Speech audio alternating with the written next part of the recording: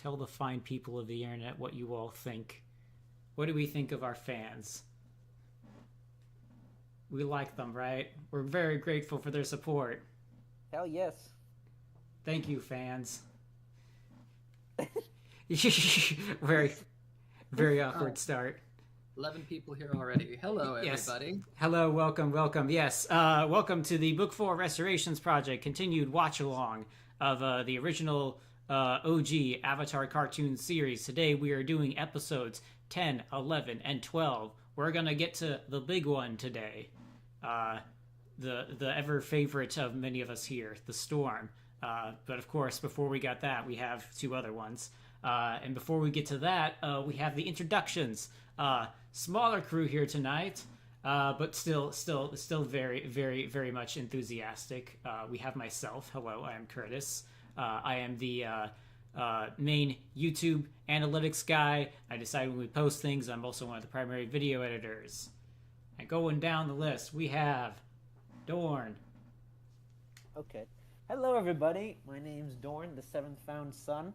I big fan of the Restoration Project, and I also recently joined this esteemed crew of powerhouses, each of their own right, as part of the writers' room. And yeah, happy to be here because I'm a big ATLA fan, and this is good cleansing therapy for my soul after the ATLA. But yeah, that's besides the point. Happy to be here with all of you guys.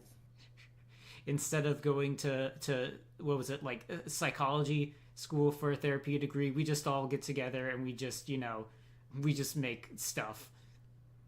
It's only slightly less expensive than an actual degree. All right, down the list, joining us again, Iris. Hello. I didn't know we were already. This is quicker than I expected. I'm assuming we're already live. Yes. So I shall be talking as if we are, and I just got confirmation from Curtis that we are. Yes. Hello.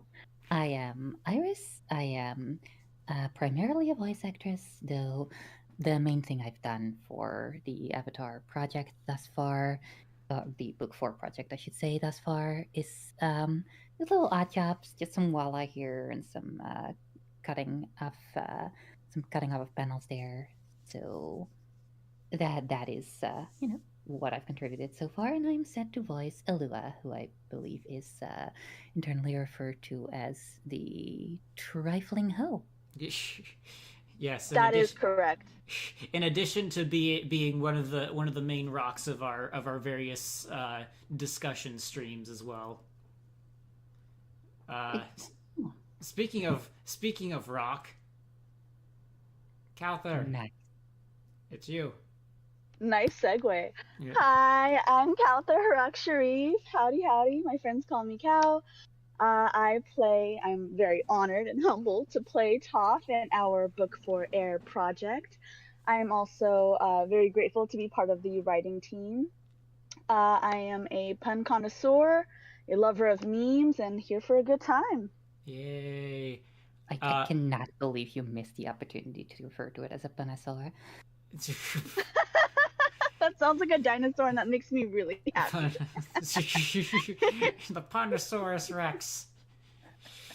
All right, real quick, got a quick comment from the chat from Multipower that says, "Hi Lucia, if you see this, I just want to say thank you so much for taking the time out of your day to write me that nice YouTube comment. I have no words to express how grateful I am. Thank you, Multipower." Aww.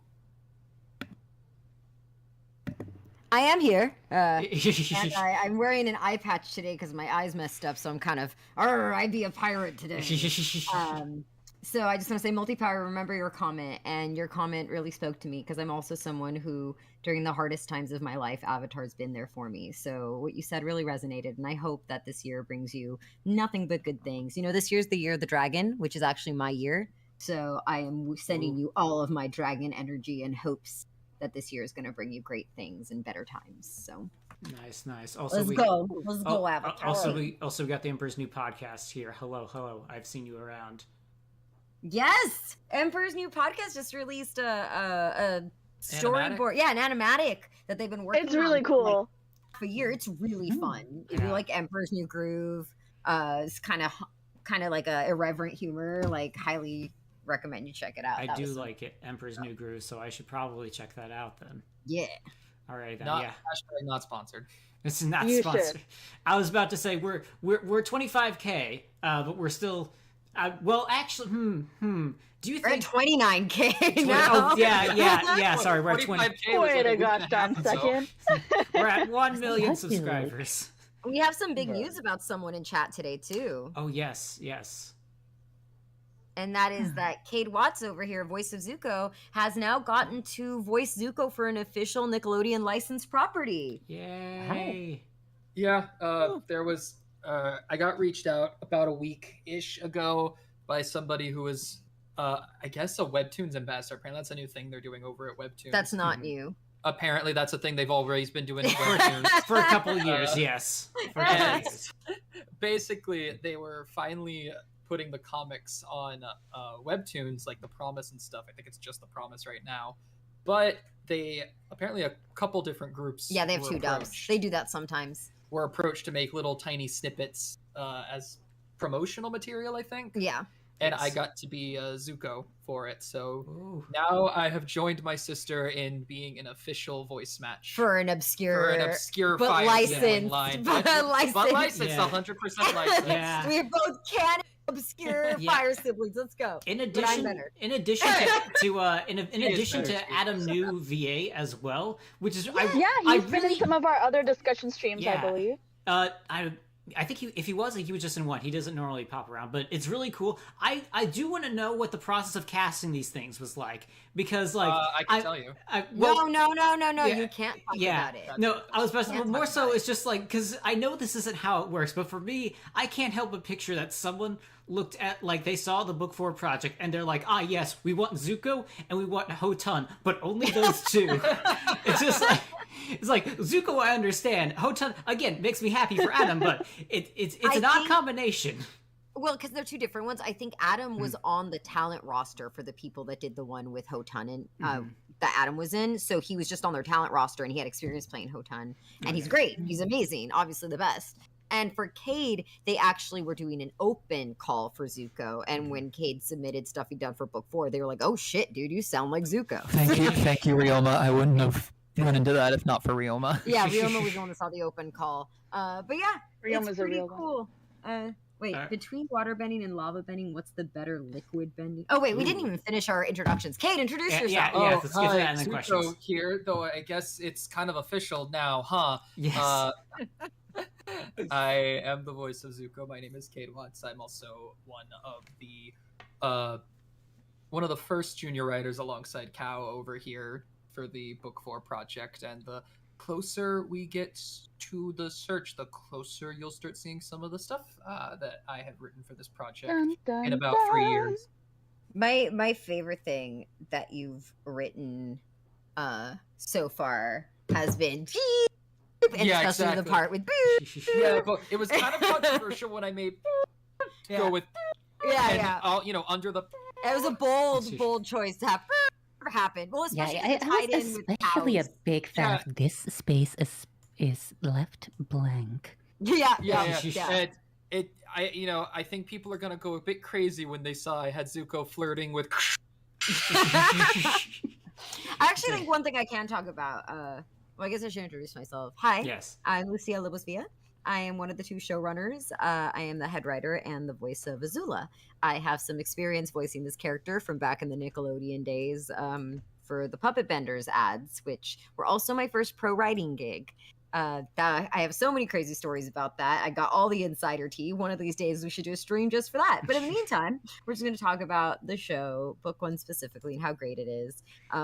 One thing I want to say I'm looking forward to for the writing is that Cow, who voices Toph, and Cade, who voices Zuko, had this one storyline where each of them wrote a script that was happening at the same time.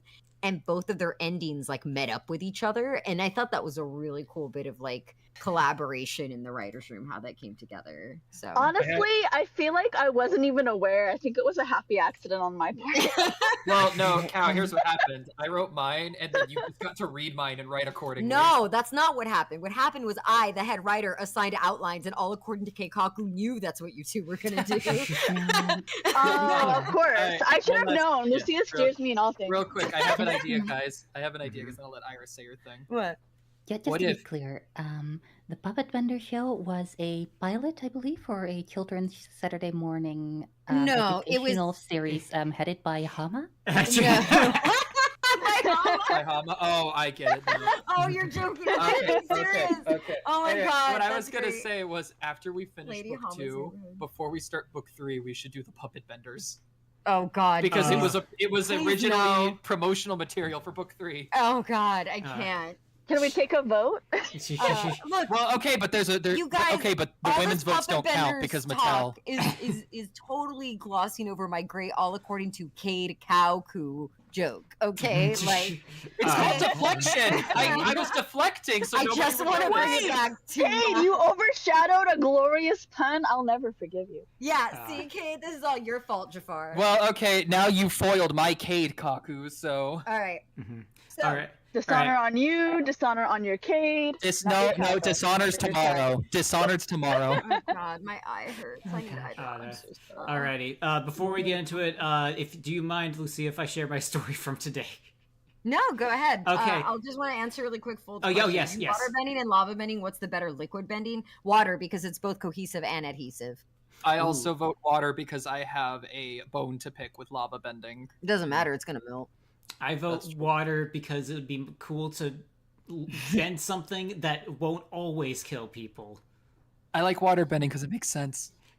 I nominate Damn, Like, okay. I pick water because it's Waterbenders fan, versatile Earthbenders. and it's a true element as opposed to lava. It feels like a niche branch off of an existence. I'm just saying, water is both cohesive and adhesive. This means it sticks to itself and it sticks to other things. This is a way more useful thing Mhm. when you're going for versatility versus lava, who just has one thing: it burns, it melts. Mhm. Lava It's bending and gorgeous. combustion bending have the exact same weakness. Anyway, You're not go. supposed to agree with Zhang Azula. yeah. Well, I mean, Zhang's right. That's why I use lightning. It's more like He's water. an insurrectionist. He's not enemy of the Empire. Yeah, but he's also got daddy energy, so I like. More like granddaddy I'm afraid energy. you're right. Alua, come on, you've got to agree with me on this. Alrighty. So my Oh, real oh, Adam's here. what? Hey, we were Hey. just talking about you, Adam, and how you're an Hey. official voice of Hotan now. The only official Hotan. Yeah. Yeah. Yeah. You are no one else- longer photon. I was always the real photon because Lucia believed in me that hard. It's true. I did. Adam plays Hotun because how many hoes does he get? Tons. That's That's not even close to being true. Listen, you just gotta keep watch of that doom counter. I'm imagining you out in a garden with a bunch of like gardening hose, and you're like, it's true. It's both a blessing and a curse. Look, it's a long distance thing. They live in the Listen. colonies. So. Listen, Cade, you've also got official next year title now. Yeah, we were talking about. We went over that We one. were bragging about how great both of you are. Right It's before it's, we it's got your here. turn to be whatever the opposite of roasted is now. Yeah. Praised? Frozen? I guess Frozen? praised. It's No, actually a honey no, roast. no, we're not opening that can. Let Okay. it go, okay? Let it go. Raised? Okay. Alrighty then. So give yourself an official introduction then, Adam. Hi, my name is Adam. I guess now I'm the official voice of Hotan. Yay. But also I voice Hotan in something that I feel is on the same level as of being official, being part of this project. Thank because you. of, because of the scale, just how much we put into it. And yeah, I also since last I was a part of the stream, I've also added Genshin Impact to my credits. Hell, Ooh. let's go! Adam Pretty getting sweet. W's this year. I still haven't found you yet, but I will ping you as soon as I do. I have one line in the Chiori main quest, and then I have a character who has a few lines in the Lynette Hangout. Okay, well that would explain why I've been busy at the potion shop. Hey, Adam, Okay. you're not really the kind of guy who watches subs, right? Because you're getting way too many dubs. Wonderful. Right, dude, that makes me so happy. Every time someone from the project like gets ahead in this industry, succeeds, gets to do something, I feel so happy because so often this industry feels like it can be really insular and like you just see the same 5 people. So when someone who's like really talented and hasn't been noticed yet finally breaks through, I just want to cheer. It's like the happiest thing to me. You deserve it, man. You've worked so hard for so long and you're incredible. Thank you. Both of you. It's your fault, both of you. Thank you. Yay. We have official Azula, official Zuko, and official Hotun. Hotun. Yeah. Wonderful. The wonderful Holy trio. Trinity. The Holy Trinity. Yes. With this next episode, I'm the honorary fire sibling, I guess. No, see, it's because Toph couldn't be bothered to be official, so she sent you in her place. She doesn't care. She couldn't- care she about could- that kind of label. She Yeah. she couldn't read the email. No, she doesn't care about Yeah. authority. She was like, fuck official shit. I ain't doing that shit. Hotan, go sell out for me. And he's like, okay. That's very on brand. I'm not gonna lie. Yeah. Alrighty. I will say, I did work with two groups that put on those sponsored web Yes. comics. You were both Hotun and some background voices, I believe. Yeah, well, yeah, but I worked with for Mary Moo, yes, but there was also Helvetica dubs. I auditioned for some. They didn't do any scenes with Hotun, so I was gonna do it with them. But I did audition for some of the other roles on Helvetica because they had their own separate casting roster. They actually cast the same person as Toph for both ones. And Right, Addie No Falls. She's literally amazing. I followed her on Twitter Yeah. forever, and now I'm like, our spheres are intercepting. Like, that's Yeah. really cool. Yeah, no, she's really good. But she's part of both we are both part of two. We're both part of Helvetica and Mary Moo. I talked to Mari, who runs Mary Moo, and Logan, who runs Helvetica. Anyway, I think we're getting kind of very into the nitty gritty of casting things, which I think Yeah, most no, of the I- I audience just- isn't gonna. I'm just bringing that up to say I told them both, hey, I know a bunch of people who could do these voices really well. You should talk to them, even though they're not on your roster. That's really cool of you, man. I appreciate that. Problem. We're always looking out for each other here in book 4. So I do promise. I you do my want to favorite say, form. for today's menu, we have Jet, The Great Divide, and The Storm, right? Yes, those are the episodes that we will be covering today. Someone in chat, what is going on?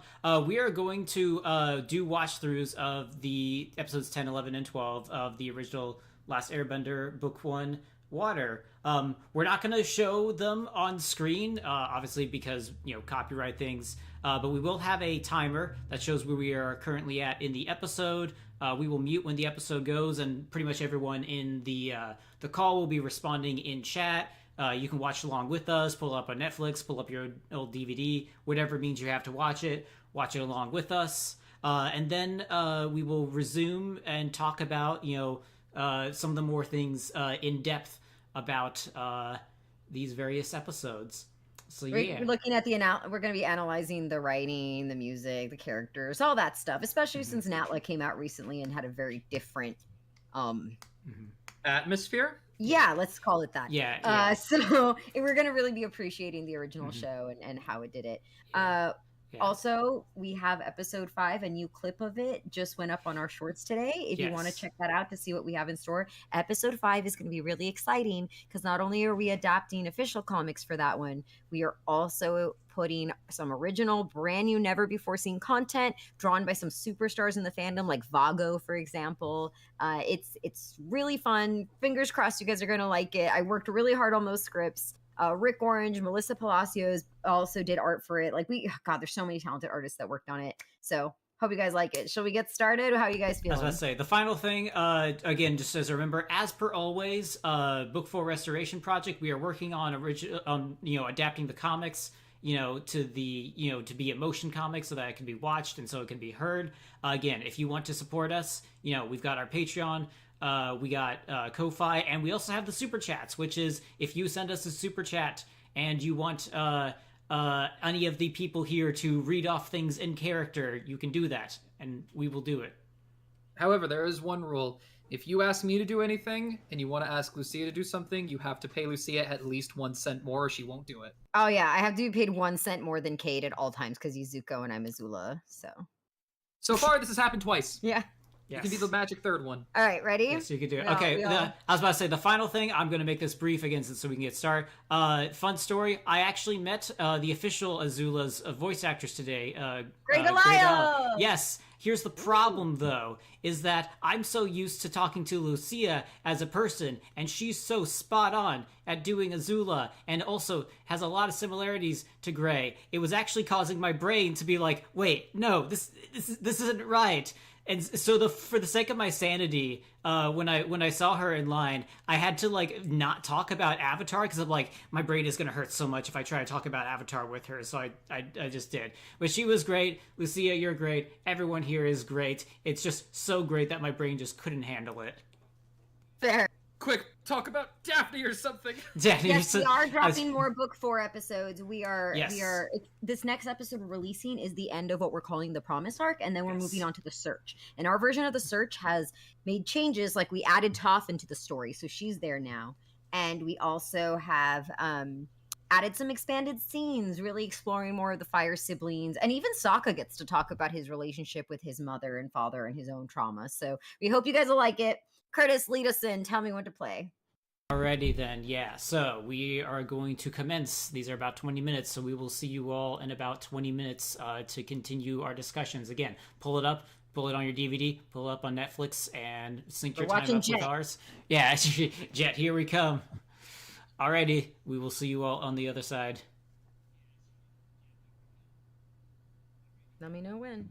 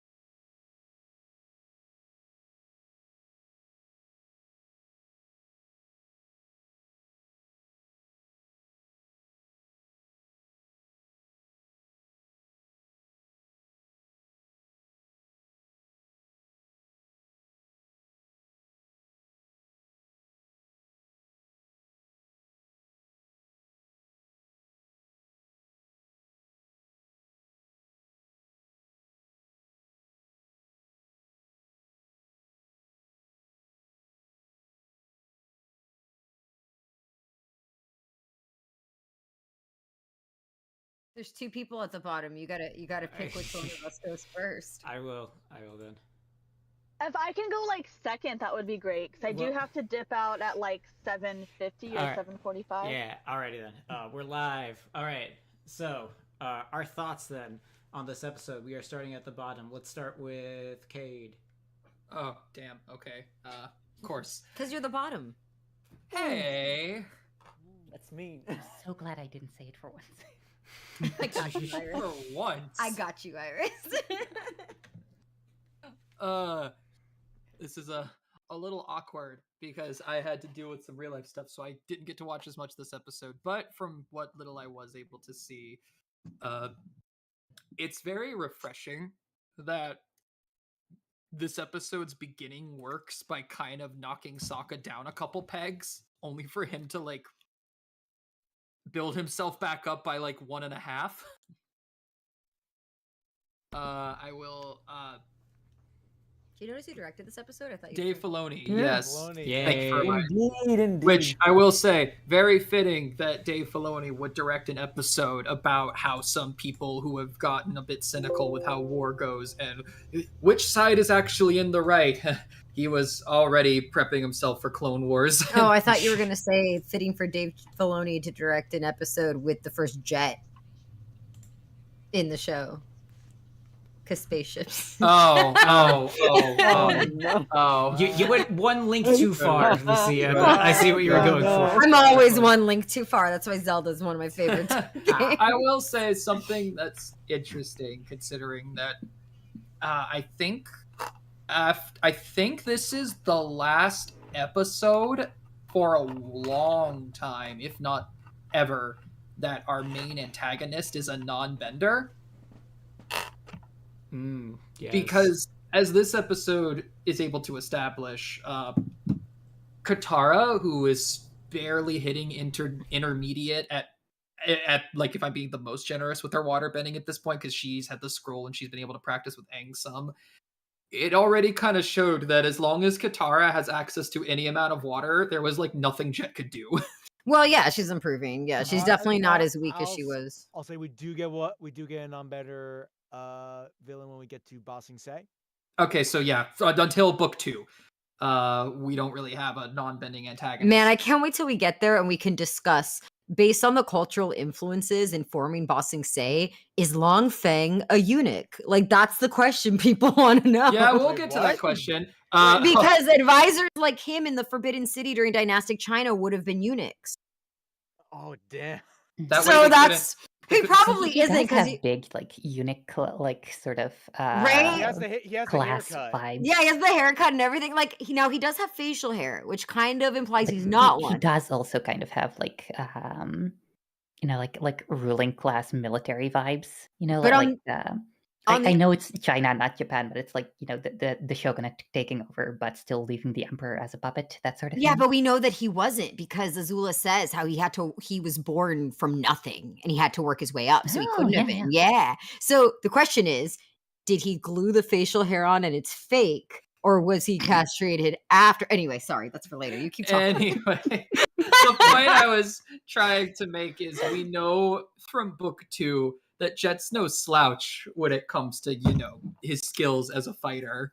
Yeah, The guy goes toe to toe with fucking Zuko Yeah. in like sword fights. and yet- Zuko learned from Piandao. Yeah, so. Zuko for Pito. And yet, Aang kind of doesn't count. He's a master airbender plus the Avatar.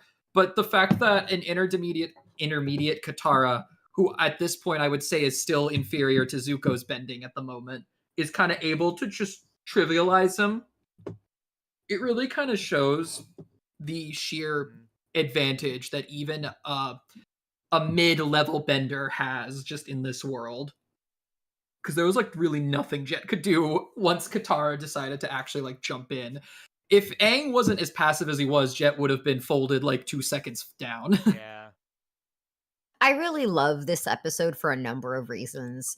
For one, I really love seeing the cost of war. This is something that I think Avatar, it's amazing that it did this considering it was a kid's show. So often war, when you have like war is like, you're set, you're set drop, your set piece, whatever in your show, like, they'll give lip service of like, oh, look how sad the people are and they're being enslaved. But so rarely do we see the ways this affects people that doesn't just make them the perfect victims, right? Like, so often we see victims as just sad-faced people that are suffering. But like the truth is, it doesn't make you, this sad little crybaby. Oftentimes, it makes you angry. It makes you violent. It makes you dysfunctional, right? Especially when it happens to children, because children don't know what normal is. Their basis for normal in their developing brains literally gets set by what their surroundings. So they neurologically are incapable of understanding that their reactions aren't normal. And so seeing Jet be someone who lost so much so young and what it has done to him, how he perceives a very black and white us versus them. And when Sokka and Katara and Aang don't agree with his methods, how he flips on them, right? Like immediately turns them to a then you're against us. This is a survival mode tactic, right? Like you're not going to do this to your buddy if they disagree with you about what ice cream is delicious normally, right? But when you're in a survival mode, someone disagreeing about something can mean the difference between life or death. So like Jet lives in that. Jet cannot escape that. Unlike people who return from war with PTSD, which is bad enough, for Jet, there is no normalcy. This is normal. So, like, I really appreciated that they presented Jet as someone who's a good leader, very charismatic, cares about the people he is helping and is responsible for, and yet is capable of such horrible deeds because that is the world he lives in. It is kill or be killed. And I loved Avatar for getting into that. So rarely do we get to see imperfect victims in media, especially media geared towards kids. And, they did that even more with Azula, though not everybody agrees with Azula. But I think people come too hard on Jet, kind of saying he's evil. I don't think that's the case. I think Jet is a kid who never even had a chance. And more than that, I appreciate what they did with Sokka here. Because in the beginning of the show, and even here in the beginning of this episode, we see shades of Sokka's whole, like, my job is to be the protector, the patriarch, the leader. He feels this responsibility because, the men of his tribe left. And it's clear that he doesn't value Katara's input, not because he doesn't care about her, he loves her, but he has this misunderstood idea of what it means to be a leader. And so there's Katara being like, yo, why can't we be a democracy? Why is there got to be a leader? Why can't we talk about this? But Sokka's so focused on, I have this burden, I bear it. And the flip side of that, of course, is that he thinks his life isn't more important than protecting Katara, which is why he'll put himself in danger. And here we start to see Sokka realizing, he's wrong about some of this mentality, because here's Jet, who is everything Sokka wants to be. A great leader, a great protector, provider, and he will take down the Fire Nation with no apology. But the moment Sokka's actually confronted with what that means, the things he's been preaching means, he realizes, he learns, he stands up against it. And I think that's great, watching his xenophobia unravel. Like, a lot of people have talked about his sexism arc and how that was removed from Netflix, which bothers me a lot.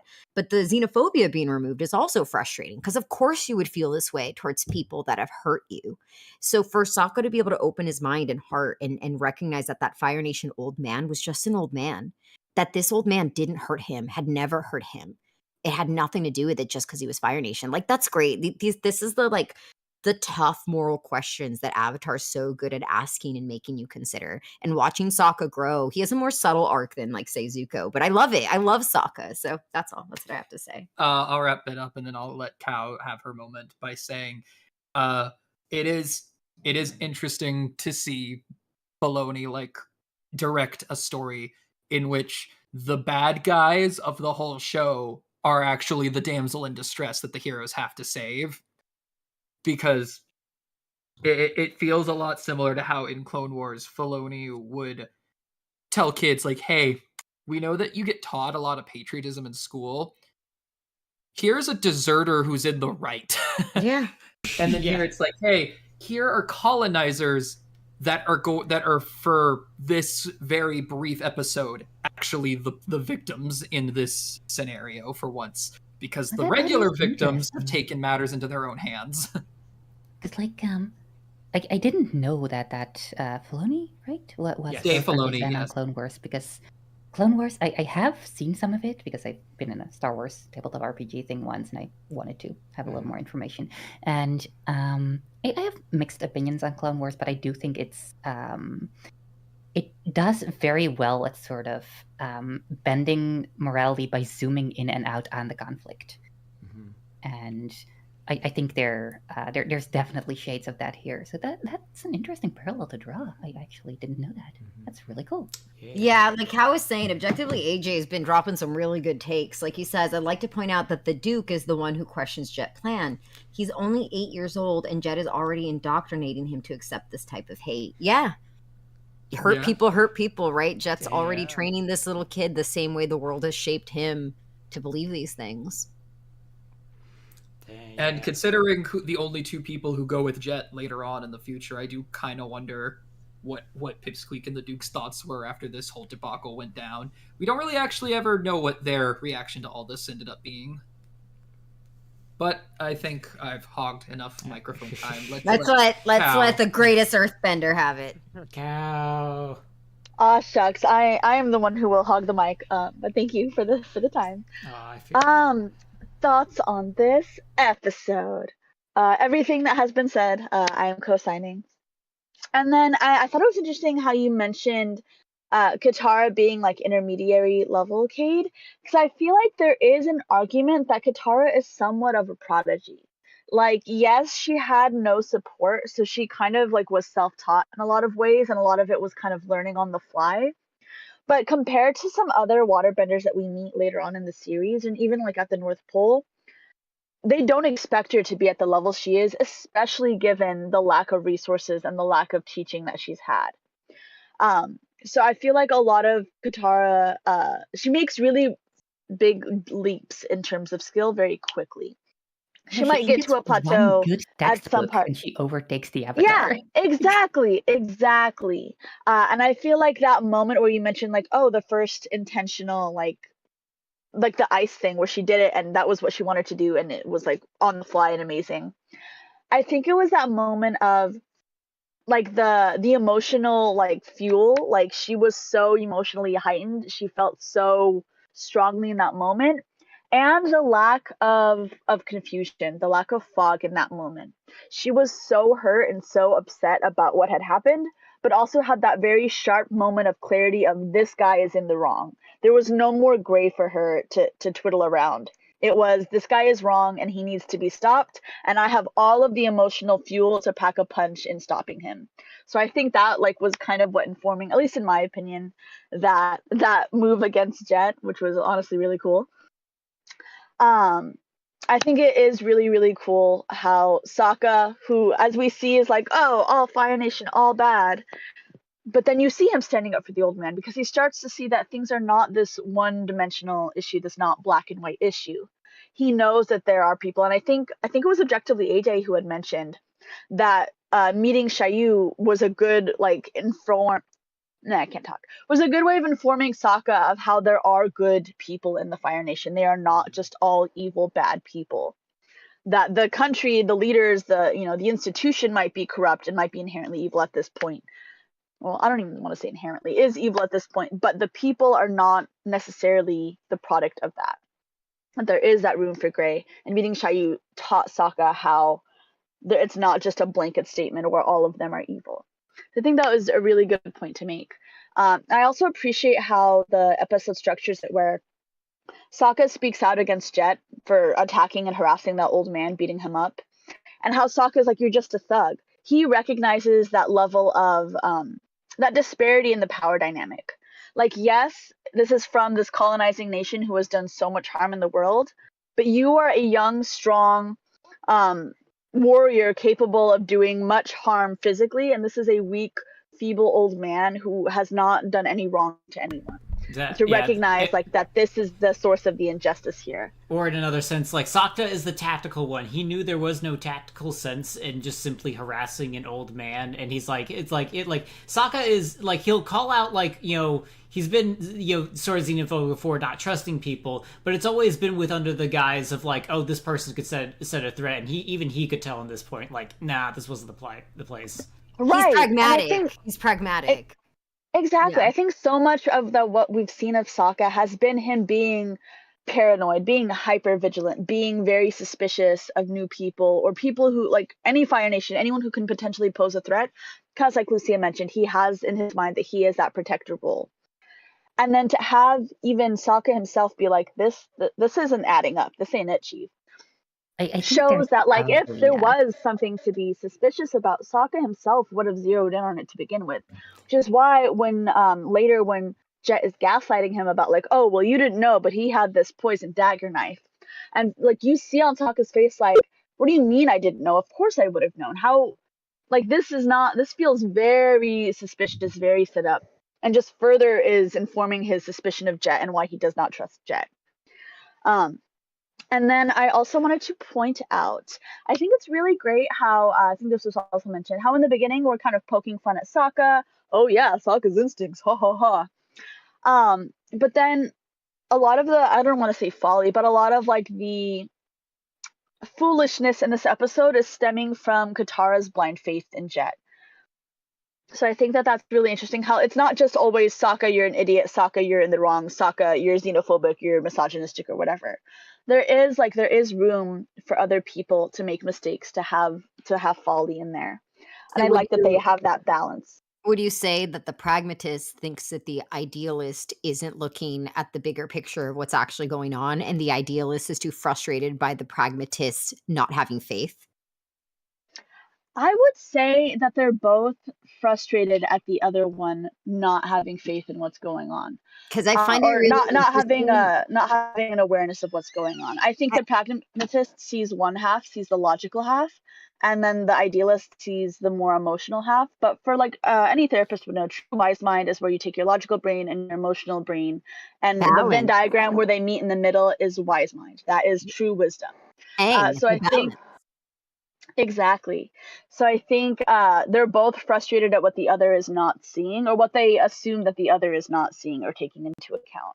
I just But it's just because they're prioritizing different things. Yeah, which is perfect, right? Because they both balance out Aang in those different ways. Katara gives him hope by being the idealist, and Sokka keeps him, mostly on the ground by being the pragmatist until Sokka and Aang develop their one brain cell dynamic. But I think it's funny that this is kind of reflected in his enemies too, because we have Zuko, who is an idealist like Katara, and we have Azula, who's a pragmatist like Sokka, parentheses, but evil. So pragmatism for the bad guys, though. I think it's kind of, I don't know how much of this is like intended, but I do also like to view, like Sokka's more, like hey, let's just more, I guess, instinctive, empathetic side that you see more in this episode is partially just like he's grown up with Katara, like, and when he's not playing devil's advocate against her, he does like have some Katara in him. I have some Katara in me. I just gotta be against Katara because that's sibling code. I think that's just to show you. I agree with your Azulatara like ideology, but let's. I don't look at know my if the big world's old ready. dumb brother. Ooh, cute boy. Maybe I'll listen to whatever he says. So, hey, I'm a cute boy. You're a brother. You're not cute. Brothers you're not a lady. You're nothing but a sister. Dude, having a cute older brother is such a curse, dude. All you want to do tell is me make about it. Shut up. Yeah, you're like, shut up. You think you're cute. No, okay. So when I went to high school, I was a freshman, and my second oldest brother was a senior, and he was on varsity basketball, and all the girls were in love with him. You don't know the trifling that I had to sift through. Oh, good lord. But back on topic. My brother is bi, so like I had to deal with it from both genders. I was over Oh, it. goodness. That's how I found out. Like, was because the boys were also asking me about I it. had to deal with my dad being a teacher and a lot of the girls my age being down bad for him and his lobster. That is unfortunate. Oh, God. Oh, that's even worse. I guess I am Zuko when you think about it like that. Everyone's down bad for Ozai. I mean, look at him. He's played by Daniel Day Kim. I will say, Cal, you are correct. I do believe Katara to be a prodigy. It's just she kind of rubber bands in her skills the moment Paku is able actually teaching her proper forms. Because she had no instruction. She had no guidance before. She literally was like thriving off of her raw talent and instincts. Wait, what does your dad teach? Math? He teaches math and calculus. Okay, so now that you are an official voice of Zuko, that means your dad now has permission to tell his students, you will learn respect, and calculus will be your teacher. Oh no! But wait, you're the teacher. But I thought you were the teacher of the calculus. He only teaches calculus because he does not treat all of his subjects I equally. will be your teacher. Yeah. I will No, be please, I beg of you. Let me get a few more thoughts in because I do have to go in just a couple Right, minutes. right. Yeah. Sorry. I like to point out that in the beginning they're harping on, Sokka's instincts, and it's like a running joke, a running gag. But throughout the episode, I felt like there was at least a moment for each Katara and Aang to have a moment where their instincts shined through, where they were relying on instincts. For example, the part where Katara's like, "Oh, well, we finished up early. I'm sure he'll be glad to see us." It wasn't necessarily like completely accurate, but it was good instincts of her to be like, well, it doesn't make any sense for us to go to that meeting place. We have plenty of time. We should go back to where we should go. And that was spot on because that's how they're able to catch on to the whole big scheme. And then also for Aang to be the first one to realize they're going to blow the dam and flood that city and kill everyone. Which I think goes to show what Lucia just mentioned about how Aang is kind of that balance, that wise mind balance between pragmatist and idealist. Because Katara was right there with him. She could have seen it too, but she was so not wanting to look that way at things, wanting to stay the optimist mind, and a little bit blinded. 1 second, I have to sneeze. It went away. Blinded by that, like, I want to believe in Jet. This is such an amazing thing and such a cool concept and all of that. But Aang saw that and immediately put the pieces together. He's like, this is what's happening. Because he hasn't been completely shutting out what Sokka has been saying. He has been wanting to look on the bright side. Like, hopefully that's not the case. That's probably not what's going on. I want to be optimistic. But he still listened to Sokka. And I think in a way, Katara was not wanting to because of the whole sibling dynamic, sibling bias, rivalry, if you will. So I think that's why Aang was able to zero in on like, hey, this is exactly what's going on. And then like, all right, we got to move. We got to do this right now. I also think it's what was that? I had a thought. I also think it's really cool how, what was my thought? I just had it. I bet it was a really cool thought. It was. Give me just a second. Oh, this is gonna frustrate me. I bet her thought rocked. Because But, she's an earthbender. But crash. Oh, I remember. I remember. I think it's really fun how in this episode, and especially just like majority of early book one, you don't see Aang getting like so caught up in his crush on Katara. It's really more of a basis of friendship. He has a lot of like respect and adulation for Katara, but it's not necessarily romantic, the whole of it. Because, for example, this is with probably his biggest romantic rival, Jet, in most of the series. And he is not showing an ounce of jealousy, an ounce of, hey, wait a minute, that's my girl. None of that. He's just being a starstruck little kid with this cool older kid in the picture. Like, ooh, wow. Oh, Jet gave me this cool sparky things. Oh, this is so fun. Like, he's just a kid having a good cool time. bug. Like, Right. It's almost like a little brother dynamic. Like, which is fine. I just think it's really interesting because I feel like so often people want to be like, oh, well, Aang was in love with her from the jump. Probably had a crush on her from the jump. She's this pretty, slightly older, really nice lady. But I don't think it was romantic from the beginning. I think this is a good episode of showcasing that. His crush doesn't really become a thing until the fortune teller. Right. Thank you. It's really more of, I have respect and esteem for you. I admire you a lot. But it 100% is a basis of friendship. A really close friendship, which I appreciate. I think that's really, really nice. I think the best of relationships start on a foundation of friendship. I will yield my time, so to speak. I probably could talk about a lot of other things, but I will wrap it up there. Thank you so much. Alrighty. I am so regretful that I didn't think of this on time so that I could like butt in and introduce you before talking as the best bender off Earth, on Earth. But Aww. too bad. The road. Oh, one last thing. I will say one last thing if that's okay. I just thought of another thing. Yes. You got some more dirt? Yes, I'm so sorry. I like how man who Sokka saves is the only one who believes him later. And that goes to show you that even helping one person, like one person can make a difference. And even helping one person makes a difference. Like, yes, maybe like that's the beautiful, nice little bow of a story and not everything is so cut and dry, neat and clean.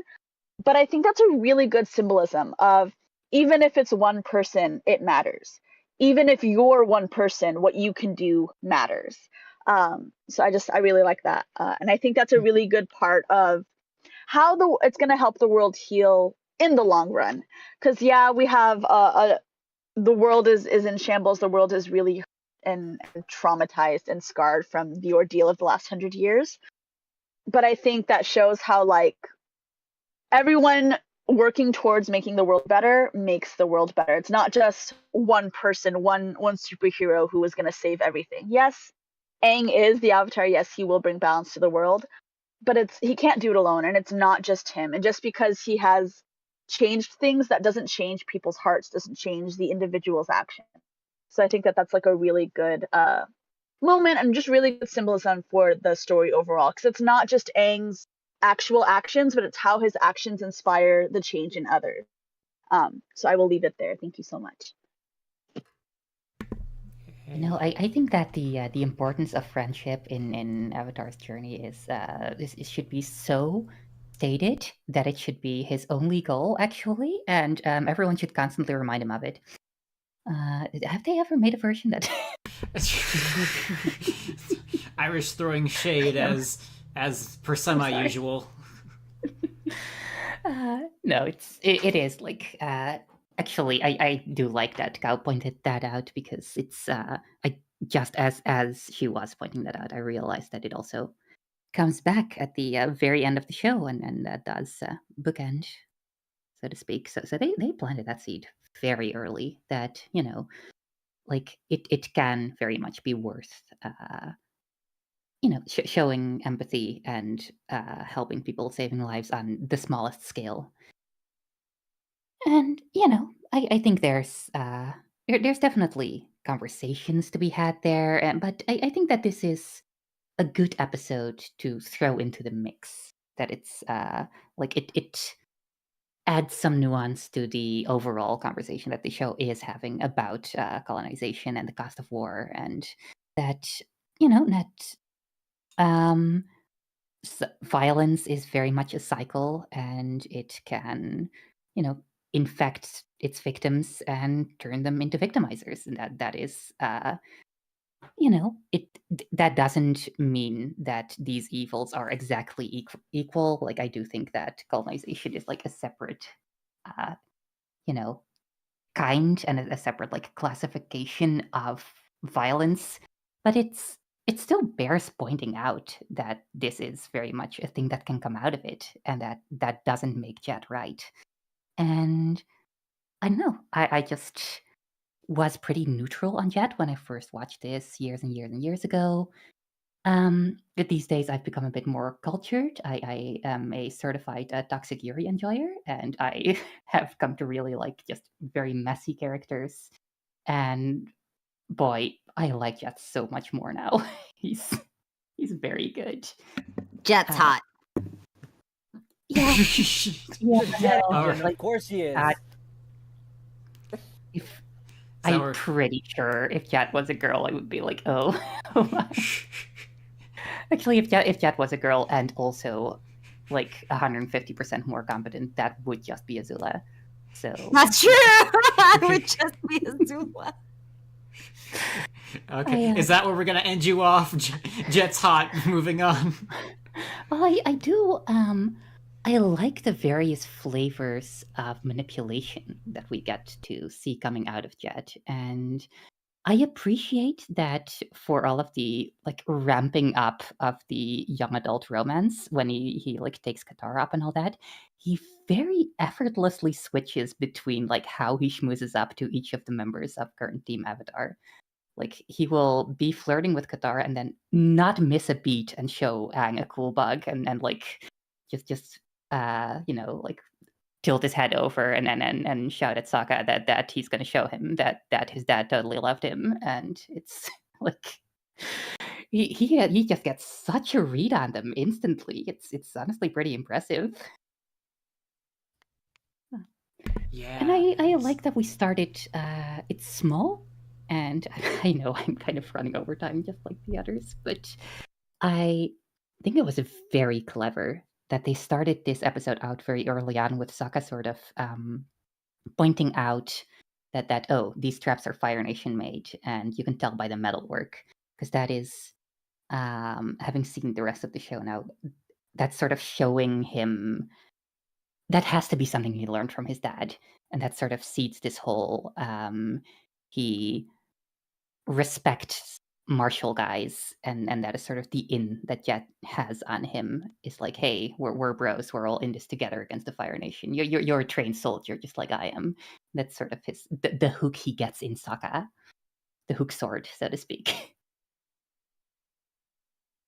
So yeah, I think it's Jet is neat. Send tweet. All right. I just think it's really neat. Alrighty I then. just think it's neat. All right. That was my rambling. It's your rambling. Everyone rambles here. That's how it goes. Mm-hmm. Not me. I actually give well thought out video essays. Oh yeah. Danny, we should be capping on the video essay market, I guess. Then I was waiting for Cow to be like, she's lying. Look, see, and I are already trying to capitalize on the streaming market. What are you talking about? I don't stream. That's Azula. I black out. It just takes over. Look, if we want to talk right. about Thank you for tuning into my Jet stream. if we want to talk about the difference between Azula and Zuko, like taking over our bodies. The voice of Ozai for book 4 just liked my post. Once again, Daddy loves me more than you. Bye. You know what? I'm gonna let you have that one. Okay. Alrighty then, Dorn. Okay. Speak. Yes, I shall utter from my vocal cords. Yeah. So yeah, basically everybody touched on all like the moral stuff that is going on in this episode. It is truly really layered, because like I remember first watching that episode, and I feel like kind of like what you, Iris, were saying, like Jet is a really good manipulator, because like for a time I was also kind of like thinking, oh, this guy is cool. But for me, like I feel like the one thing that the real hero of this episode was actually, ironically, Sokka's instinct. I feel, because like yeah, they do get caught by those Fire Nation soldiers because of Sokka's instincts, but then his instincts about Jet are proven wrong when he starts seeing these like red flags, like the way Jet was about to beat that old man, robbing him, and then the whole reservoir thing. It's kind of like like halfway through that episode when I first watched it, I was like, maybe Sokka's right about this, actually. Even though, yeah, it is very much instincts, even though it was proven right.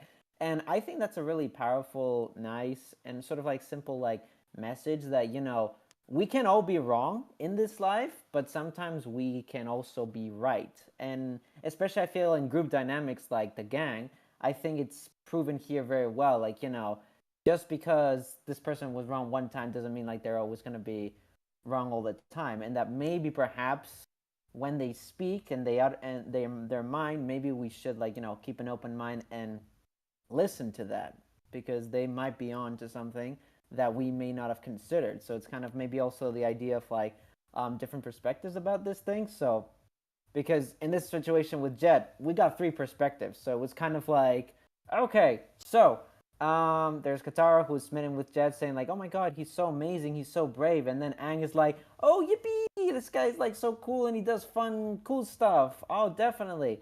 And then the Sokka, who's like, I don't know, man, there's something not great. There's something fishy about this guy. So I think that for like, it's such a like really nice, simple message there. And then of course, yeah, it is very much Sokka's worldview again being challenged, like realizing through this old man that the Fire Nation is not this monolith of evil. Like it's a lot more layered and more complex than he realized. And I mean, it certainly paid off for like him trying to standing up to Jet and stopping the old man from getting seriously wounded by Jet there, because look, it helped him save the town later. So it's kind of like, I think in a way that's also yet another like really simple message for kids, like, you know, like showing kindness to others, even though can come back and help you in a really good way later on. So would you say that the show does a really good job of incorporating lessons for kids in a story that is otherwise asking complicated questions that also challenge adults? Yeah. Pretty much. Yeah, which is I would agree with that. I think that's absolutely true, Dorn. Yeah. I love hearing from you. Thank you. No, The best part is Dorn can now repeat all of that. The best part is Dorn can now repeat all of that in Spanish if we wanted him to. Oh God. Dorn makes a great wall in our echo chamber. Pero claro. Here, Dorn, let me get you a glass of water, or as they say in Spanish, a glass of water. God damn, that's a Looney Tunes show. I remember that was Lola.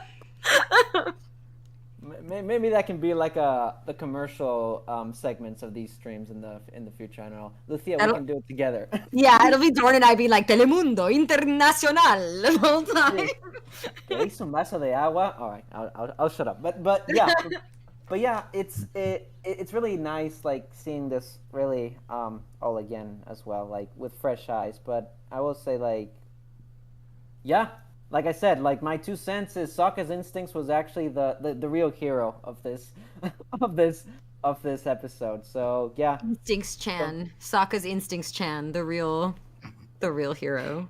Yeah. Oh, how do we feel about this episode introducing a second Rufio? Oh yeah, we've got Jet and Zuko. Yeah.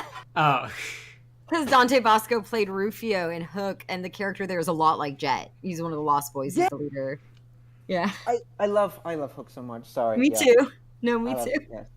I need to actually watch the Robin Williams movie again. Yeah, it's actually really I only good. saw it once as a kid, and I wasn't very sure what I was watching. Michael Jackson actually auditioned for Peter Pan, and he was really upset when they cast Robin Williams instead. Yeah. Damn. Aw. Poor MJ, he kind of got the short end of the stick on a lot of movies. Yeah, I know. He's not even Spider-Man's most popular love interest anymore. I know, right? Anyway, I'm done with my segment. That was quite the pivot. All right, thank you, Doran. All right, now it's me. Building off of that, this is the episode of nuance and complexity on so many ways. Doran talked about it now. Yes, Sokka can be wrong. Sokka can make some things that don't make much sense, but sometimes Sokka makes things that does make sense. Same thing, it's like, yes, the Fire Nation, they do a lot of bad things, but sometimes the Fire Nation does things that aren't bad, and you shouldn't treat the people as they're bad if they haven't done the bad. And here's the thing, in complete contrast to last episode where we had our first good guy Fire Nation person, this episode introduced our first bad guy non-firebender person. Which we will see much more later on. So yeah, the complexities of like saying, hey, in certain situations, these characters are in the wrong. Right and wrong isn't defined by your labels, what nation you belong to necessarily. It's by, are you doing right or wrong? That's what it is. Because Jet is, his version of justice is hurt the people that hurt us, regardless of who he himself is hurting. If Jet had gone through with his plan, he would have... The idea, it's so interesting that he misses the idea that if his plan had gone forward, he would have created so many other Kataras and Jets and Sokkas. He would have created all of those right there, and like they would. I mean, I don't think they knew directly that Jet, would have done that. But like that would have been so many people that would have also experienced the same loss, and he didn't view it under, because I think Sokka probably also viewed it under the guise of like, yeah, if we do this, we're no better than the Fire Nation sort of thing. Sokka and Katara and Aang, they all view it as like who gets hurt, whereas Jet was more just like bad people gotta pay sort of thing, and the bad people getting hurts way more than good people not getting hurt. So yeah, and again, it's a Dave Filoni episode. Clone Wars is my favorite. Clone Wars has a lot of similar morally complex episodes, as well as also the entire series in general, overarching. But yeah, like this one, like Jet's role as a character, like how he the dynamics with all the members of the gang, And final thing. I remember when I watched this first time, I thought they were going to stop him from blowing up the dam. And then when the dam blew up, I was like, okay, I know these people aren't going to die because it's a kid's show, but how are they going to get out of this? And then when they mentioned the old man, it's like, oh, that's how they tie it all together. This also helps as a nice little mini failure as well, since, the gang as a total didn't actually save the village, but Sokka was at least able to save the people in it. So, nice. Okay, they don't win all the time. Sometimes they aren't able to do it. So, yeah. So, that is me and my thoughts. We've said a lot of stuff, Adam. Do you have any final things before we move on? I'm gonna try not to just tread over ground because you guys basically knocked all of that out of the park. I will say a couple things. One, Jet is such a great foil for Sokka in this, and this goes towards what part of what Lucia said before, but yeah, Jet also has Sokka's pragmatism, in that he sees every action as what would make the most sense for the situation, but dials it up sort of to 11, because his reason for blowing up the dam is because there are Fire Nation soldiers there, and it is a war, and you would be taking out the enemy, but doesn't think of the casualties. I don't know. Yeah. No, I'm following you. I'm saying exactly what you're saying. No, and then what's brilliant about it is that the whole arc of this episode is Sokka trying to learn and to exhibit his own leadership skills, and his ability to convince people. This is the first instance where he starts becoming an actual leader as well, because he is able to convince the town to evacuate, and he's able to use, an act of kindness helps him out in that scenario. It really all ties itself together. So, and also I'd like to point out, Jet says towards the beginning of the episode, instincts will get you killed out here, but he's just as instinctual as Sokka. His idea to blow up the dam is just as much as an emotional play as anything Sokka does. The hypocrisy, you mean? Yeah, exactly. But Jet doesn't view it that way, right? Because he's like in survival mode, so he thinks this is the correct, logical course of action, right? Because he's on the right side, and so not unlike Sokka overcoming his xenophobia and sexism. Yeah, no, that because in his mind he's in bed with the enemy. Therefore, proving that Adam is right. He's a great foil to Sokka. Yeah. Well, I will say, and we've been very kind to this episode, and it is a very, very good episode. I will say something. If this show was not about Aang, he could have been completely. If the show as a whole wasn't about Aang, he could have been completely cut out of this episode. That's true. Yeah, they do give him stuff to do because he is there. He has this show. He has the fight with Jet, but most of what he does this episode is just say, "I agree with Katara. Jet's a cool guy," the whole time. And Cal pointed out before that it's cool that he isn't jealous of Jet because he has a crush on Katara. I think they should have showed a little of that. Because is it possible that Aang was too busy also crushing on Jet to be jealous of Jet crushing on Katara? I didn't think that. Can I say something unrelated? Sorry, it was just. It's funny. I was just joking. The joke's funny. Yeah, I came with a very unrelated. It's possible you could read it that way. It's completely. I just read more as like he's more distracted Mhm. because he's in a cool treehouse. Like you kind of hear him say, "Hey Jet, cool treehouse," while Katara has his arms wrapped around Jet. Katara gets the pretty like Bishonen anime art. In the meantime, Aang's just there like, man, Jet sure is cool. Doesn't even notice Jet stealing his girl. Like But- he's like, But maybe I think he was placated when Katara gave him the hat, he's like, yeah, I got that. Right. which I never noticed until today. Charisma.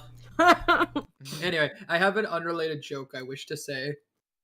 I saw someone post a meme where it was one of those like how long a book would last, and it was like Titanic, big ass book, and then Titanic if Katara was on the ship, but it's a much smaller book, and I'm like, I submit to you this Titanic, pretty large book. Titanic if Aang was in the iceberg that they crashed into, and it's like 1,000 pages longer. Okay. Hold on, wait, Okay. no, I think I've cracked it. Aang getting the hat from Katara is so meaningful, not only for them two, but for the fact that she made it for Jet. Because what was it that Sokka was asking Katara to do for him in the Kyoshi episode? So his pants Sew back his together. pants. And Katara was like, get out of here. I hate you. You're dumb. That's sexist. Do it yourself. And then she willingly, on her own, without being prompted, sews a hat for Jet. So that's just another place where Sokka's like, what the hell? You won't sew my pants, but you'll make him a hat. Like, Well, Sokka, at least his hat is kept clean. yeah. Yeah. What did you want to say, Kate? Sorry. That's what I said. I said what I wanted to say. Oh, that's all. That's not where I Okay. thought. I thought you were gonna go where it's like, so the book is shorter because Katara's in. I was always like, are you gonna say it was shorter because she helped, or it was shorter because she made it go faster? Every time I see that little doll floating in the river, by the way, Oh, I Miss have Pretty. this horrific. It's I- Mulan. I have this horrific thought. I want to end on this. Every time I see that doll floating in the river at the end that the little girl gets, I have this horrific thought. Where the hell did Iroh get that doll he got for Azula? He says it's from Boston Stay. He says it has the latest fashions, which means it's not old, it's new. But he didn't make it past the first wall, and the shops are not in the agrarian zone. I think However, he got that doll. Something horrible happened. Yeah. Like, however, he got it. Clemence's interpretation is like he had some spies in There there. is no good way he got it. No, because they couldn't get in. Yeah, they couldn't get their whole army in, but he might have been like in, you know. No, they literally Yeah, could no, not. No, get he in. literally couldn't get in. Infiltrators. Yeah, no, because Oh. it was a big deal that Azula actually infiltrated. Iroh never Oh. got in. He got past the first Wall, but he and never that got was past like the second that one. was the furthest they'd ever gotten when he did that. Mm. And so, Okay, if they that's had never made it any further, where the hell do you get the doll? There's no doll shops on the outside of the wall. Wait, are you saying that he lied to a little girl and told her that he got that doll somewhere he didn't? I'm He saying actually got it even on worse. Etsy? I'm thinking it's even worse. Like any scenario you can dream up, he took that from somebody. Oh yeah, And, didn't we go over this last time? Yeah. Like all of the options are horror. like, did he take it from a prisoner they captured that intended to take it to his daughter? Did he take it off the corpse of a kid that happened to be out in the agrarian zone when they broke through? Did he take it from like a vendor that he stopped from bringing like important supplies in or out of this? Like, where did he get it? Wherever it wasn't good. Did he try to Yeah. capture a I kid mean, for a we've- hostage situation? We've sort of established Iroh was a bastard. No, he was. I just every time I think Insane. about it, I'm like, so we know he got the knife for Zuko from a surrendered general, and all I can imagine is right next to the general is like some other guy he takes the doll from, and he's like, "Fuck your daughter," and just takes Yeah. it. Instead, he goes, "Fire Nation." I will give you my suit of armor in order so I can get that doll for my niece. I don't think he was trading nicely with people in here. I'll give you my suit of armor, Oh, half did I price. say? Did I say? I don't. I said. Oh, did I say? Did I? Was that? That was not the question. You are. It's not a question. You will give me the doll. I'm just imagining Iroh snatching it and then doing the water tribe thing Sokka did, but he's like, Dragon of the West. You will give me the doll, and bartering will be your Yeah. teacher. Anyway, Yeah. You know it was really terrible when he received that nickname because, like, after a year of the siege, he would just not stop saying that. Like, hey, you know the worst parts of sieging Basing say? It can really drag on. Dude, he probably had a song like the James Every Cameron single day. song. They were like, his name is I wrote the Dragon of the West. Like everyone Yeah, had I'm to just sing it. imagining the Bossing Say people hearing that cheery song, but it has like a horror vibe. So he screams. Oh, Okay, how anyway. dystopian. Hearing the Yeah. minor key version of All right, it. James needs to work on that for us. That's the next milestone. All right, well, everybody. Actually, no. When we hit 50K, we're gonna release the full version of the Tiger Dillo song. That is the plan. Finally! I've been only begging. Which you have one line in, by the way, Cow. Nice. Yeah. All right, everybody, we're finally at the episode. Yep, the one. One of the two. It's Oh. weird. We have two of these in this watch. We have two different the episodes on opposite ends of the spectrum. I mean, I think all three of these are the episode, to be fair. Well, I will say this one definitely caused a great divide in the fandom. So Yeah. whenever we're ready, let me There we know go. and I will start. There we go. Alrighty then. So yeah, we're just filling in for because we did get a new people that showed up. Hello, we are doing our watch through of book 1. We're moving on to episode 11, The Great Divide. Woohoo! And again, we will go to our timer here. You can follow us along. And again, reminder: if you send us a super chat, we will have our Zuko, our Azula VAs read off whatever you say. So. If you have funnies, they will say the funnies. You have to pay Azula at least 1 cent more than Zuko, though. That's the rule. Pay Zuko 1 cent, pay Azula 2 cents. All right. Alright. Let me know when. Alrighty. We will see you all on the other side, lovely people. And here we go. Okay, let me know.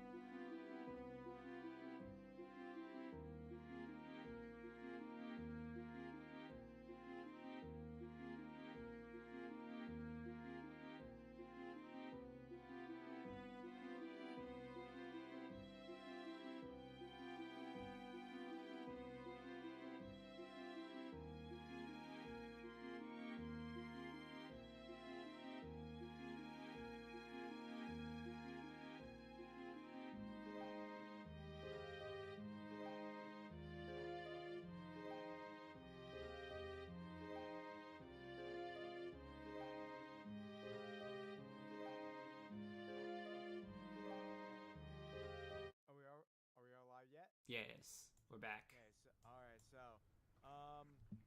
so this is widely regarded as the worst episode.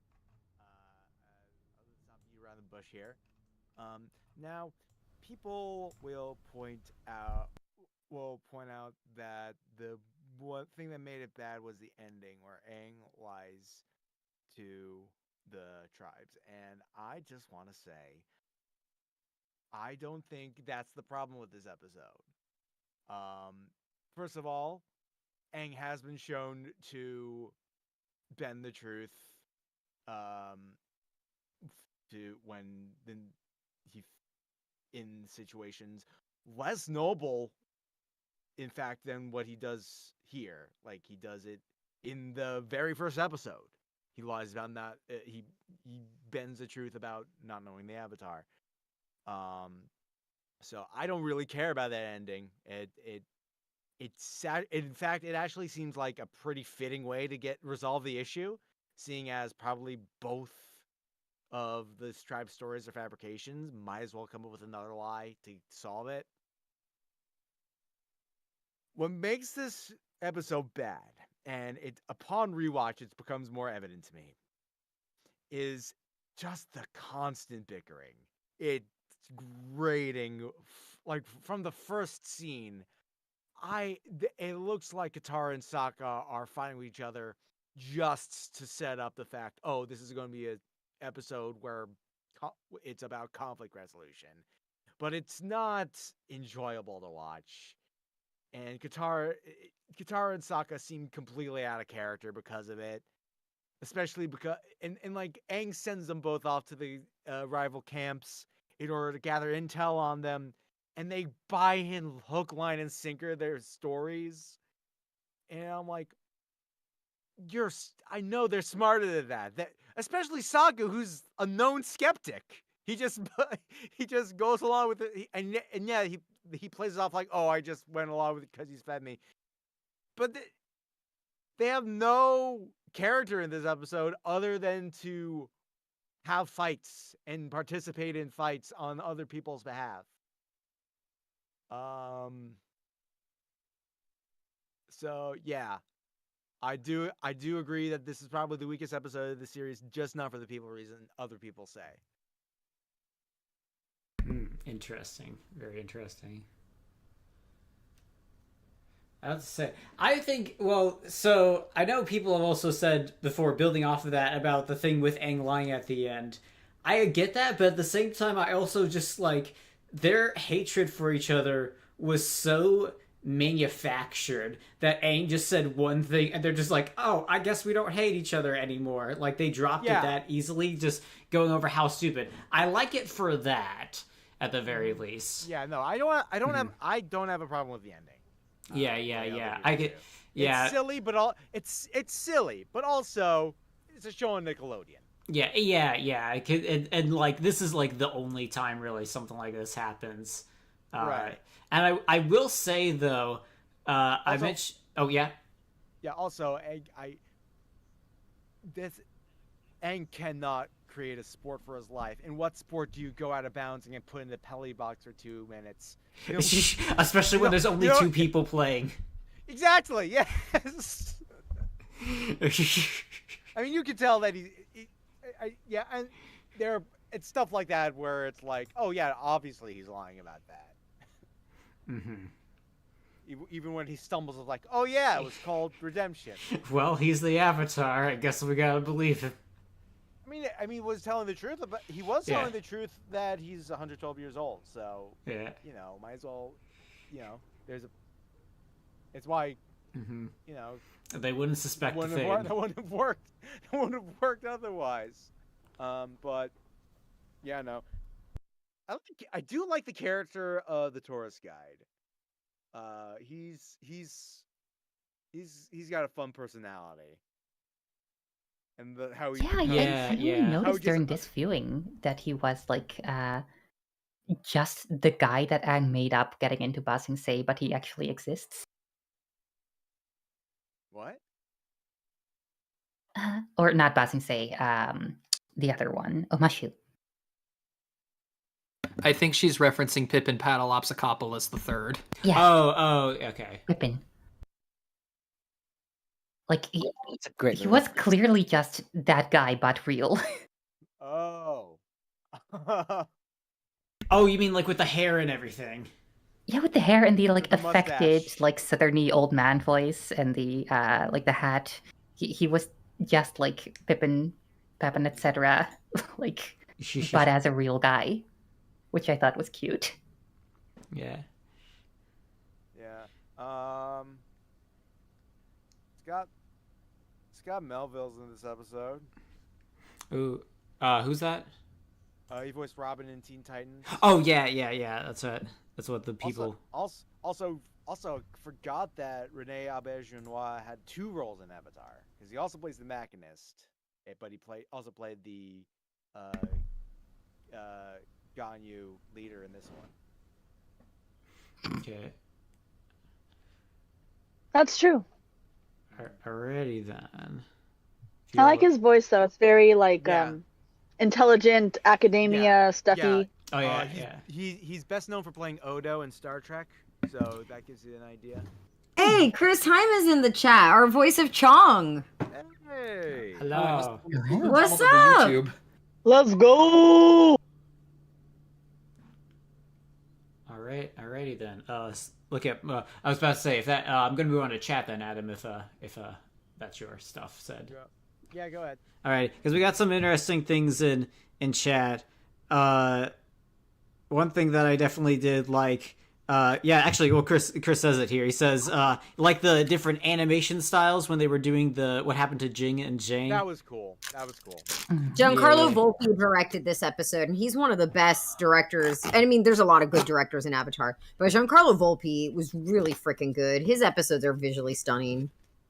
And unlike Filoni, who only stays for book 1, he stays for like the entire show. Yep. Yeah. That'd be nice. I wanted to touch a bit more on the arguing thing. Sorry, I have to ask this. Are you Team Sokka or Team Katara? Are you Team Tarp on top or Tarp in 10th? Because personally, I'm kind of going with Sokka here this episode. I'm Team Feeds Me. Yeah, see, I'm Team Katara because I'd rather put the tarp up and not risk getting wet when it comes to the tent. But I'm Team Sokka when it comes to the food. Like, teenage me would have absolutely sided with the team that gave me food. Like, that would have been. Mm-hmm. I will say I mentioned it in chat, but I think something that I noticed was really interesting was the Zhangs when they're talking to Katara before they indoctrinate her. They compliment her on how smart she is, which I feel that's an underrated tactic that not many people talk about. Is like, yes, we are the enlightened ones. We have all the smarts. You listen Excellent insight. You listen to us because we are also intelligent, and you'll also be intelligent. I know you are already intelligent, so you will definitely agree with us, right? Right? Go Team Smart people. Well, especially because she got hoodwinked. Get their members. Well, especially because she got hoodwinked by Jet last episode. So, like, then be like, no, you're smart. She's like, yeah, I am smart. Yeah, anyone would have fallen for that. His dreamy eyes. Yeah. Convince Tara that she is one of the elite few who can understand Rick and Morty. That is textbook love bombing, by the way. Yeah. As people get how people get recruited into cults. Love bombing versus food bombing. Choose bombing for food. Do you want to feel full in your emotions, or do you want to feel full in your gut? There are 2 genders: love bombing and food bombing. That's it. Finally, the 2 genders. Okay. Alrighty then. Alrighty then. Next up, we go to Dorn. Yes, I'm here. That was fortuitous timing. I just finished the pizza. Wow. Was it good? Yeah, that was Quarantine good. food? Yay. I just finished. Yeah. You brought food to the canyon? Traitor! Well, we know which side Dorn's on. Both. Let's They be all fair, brought food. everybody's brought food in the canyon. So there's no guilt here. If I'm guilty, all of us are guilty. Okay, so I actually, I actually do agree with Adam and Iris because like the tour guide I'm actually now more fascinated than ever with his character. I actually do wonder, like, if in peacetime, before the Fire Nation attacked, he's like a descendant of a family that literally did full on, traditional tour guides of the canyon. Like, I actually now want that. I want to know more about that because it's so handy actually to have an earthbender as a tour guide in such a treacherous canyon as that one. So Yeah, they treat earthbenders as a resource in this episode, and like oh, it's very much like we cannot go forward without someone who knows airbending. I imagine if the crew had spent more time on ships, that waterbenders may have been a resource. Hmm. You know? Yeah, if they didn't have a flying bison. reminds me- Yeah. Yeah. That kind of reminds me of our. I guess that. Oh, this sounds like an Aquata campaign, and that reminded me of our Avatar Legends campaign. Oh yeah, our Avatar Legends campaign, that was wild. We had an Avatar Legends man. campaign that was crazy. It's a shame it I was never. like, oh. Are we talking about the Future Generations one? Yeah. Yeah, I missed that. R.I.P. Yeah, well, we couldn't get a handle of the system. It was kind of a mess. All right. Anyways, There was a lot, but Lucia's lore was king. I will. Dude, you guys were so fun to play with. It got crazy. Yeah. Anyway, let's keep going. Yeah, Let's keep going. Dorn, So we can get continue. to the storm.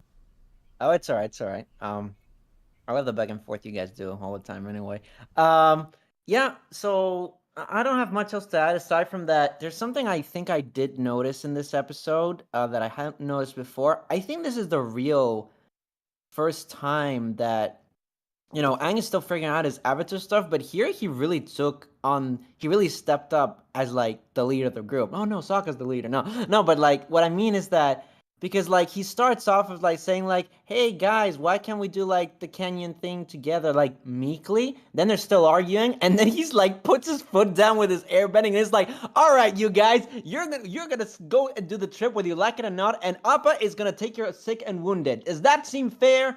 And then there's other moments in the episode that he's also like putting his foot down, and then even when he chastises them, saying like, "You all brought food, unbelievable!"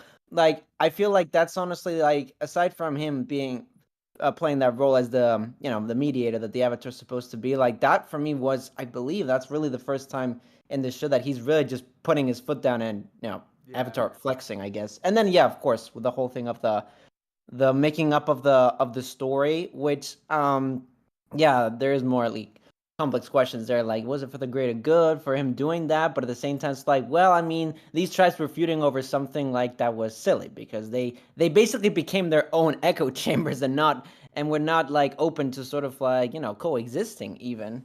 So I thought that was like very fascinating to like revisit that facet of Aang while he's figuring out his avatar role. And it is really funny about the Katara thing, like being swayed so easily with the tribe she was with, and then Sokka admitting like, okay, it's because they gave me that tasty meat that I really sided with.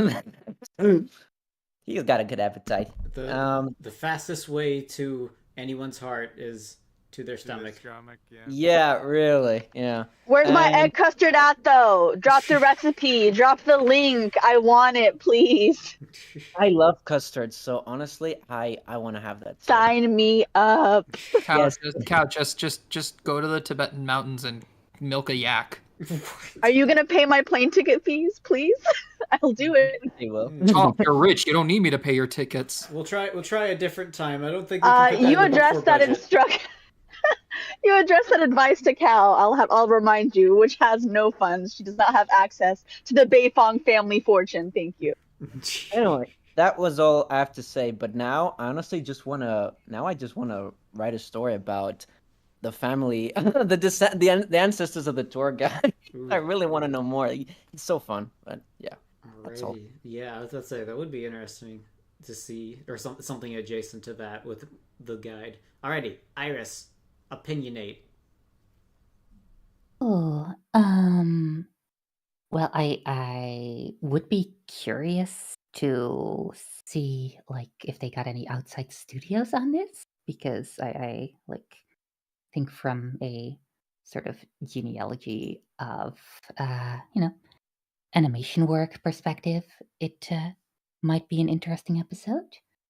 Sadly, that is very much not my forte, like the some of it, the like meat tribe flashback, whose name I've already forgotten, reminded me a little bit of like that heavily stylized when like modern Studio Trigger or old Studio Gainax like goes Yeah, I was very gonna stylized. I was gonna say the Zhang style, the Zhang's side of the story looked a lot like Gainax. Yeah. Like got some fully coolly vibes from that. It's Yeah. neat. I remember this being the first episode I saw when I was little that had earthbending in it, and I will I feel like it's a fair assumption to make that the question of which element would fit my personality and which one would I want to bend is something that every single person who has ever watched this show has at least had crossed their mind. And yeah, no, Earth is like 100% the coolest one for me. So like in that regard, it is like neat. And I like the design of the crawlers. Other than that, it's very it definitely feels the most after school special of everything so far. Like it's very especially coming after Jet. Boy, there's a difference in the nuance with which conflict is handled. Yeah. Because it's a sandwich in between Jet and Storm, so you get oh, you are right. Yeah, no, that like is the Great Divide sandwich. Yum. That is a hard. That is a great canyon lying between two high points, huh? Yes. Like some kind of trench. I don't know. I don't have that much to say about this episode. Okay, I was about to say, because if all you're going to say is puns, I'm going to move on as someone who is not anti-pun, but I have to be convinced. We'll just say that. I'm very glad that I got to spare you. Okay, good. Alrighty, moving on down the list. We have our cow. Did someone say puns? No one said it. Nothing here. That's totally unrelated to the conversation. Talk about anything else. Sure, Jan. Okay, I have a lot of thoughts. Not as many as I potentially could have for others, of course, but it is the Great Divide. I think this episode gets such a bad rap because Nickelodeon was constantly playing it on reruns. Like, this had to be the #1 rerun episode. It was always on. Like, every single day they played it once. I swear. Exaggeration, but yeah, I think that's why everyone feels so hateful about it, especially because it's not like the most groundbreaking of the episodes. It's pretty average. It's pretty chillin'. So for them to have played it so much and doesn't super propel the plot in any way. It's not very dynamic. So I think that's where a lot of its its hatred comes from. Do we want to welcome Zilla? Hello, Ozai. How's it going? Fire Lord. Hello. Yes. Introduce yourself. Yes, I am eating dinner. See, that means food. He's eating Ryoma because Daddy eats the Avatar for breakfast or dinner. It's true, you know. Yeah, I'm just imagining you already have enough. Jacob, I'm imagining you holding a box, like a Wheaties box, but it's like a picture of Aang and of you, and like the bowl is like a bunch of Aangs, and you're just like eating them. Can you say part of a good breakfast in the Ozai voice? Part of a good breakfast. Thank you. Can we do balance? Part of a balanced breakfast because he's the Avatar. You're right. Balanced breakfast. Oh, as just a second. Gotta let my dog back in. okay, yeah. Yeah, you do. While Jacob is doing that calculation, although actually, hang on, quick reminder. Also, again, you too can make our voice actors say stupid things if you super chat. I'm immune because I'm here in real life, but Also, what objectively AJ said has always been my headcanon too for why the Jin and the Zhang bought Aang's, story so easily. They were just tired of fighting and looking for an excuse to end it. That's always how I've read it. Like they're like, man, I don't even like this feud anymore. I And can that subscribe to tracks that. because like if you hear their insults, they're so like tired, so like uncreative, just the most minimalist, like you food hider, you like really Jan, who you The fooling? true villain of this entire episode wasn't their conflict. It wasn't even writing. It was society itself. How their society dictated that they had to hate each other, and the moment they realized that they could betray it, There was did. another option. Also, our illustrious Aang was avatar just sick of self, it. Ryoma, is telling us that we're doing amazing. You're doing great, guy. Took off the S. Aang was just sick of that. Sick of it by that point. Oh, for sure. This is what Natla did. You remember how Aang lied in this episode? Well, they took that away from Aang and they gave it to Iroh. Because how does Iroh solve every problem in the Netflix avatars? By lying all the time, always. So clearly, that's the lesson. The lesson is Iroh should lie, I guess. Iroh? Don't you mean Lyra? Oh, wait. Okay, sorry. Really quick before I get cow. Mini theory. This is what's different. So because in the Netflix show, Iroh meets Aang in the prison sid. So whenever they met, Iroh stole Aang's ability to lie, and that's why he has it for the rest of the series. Oh.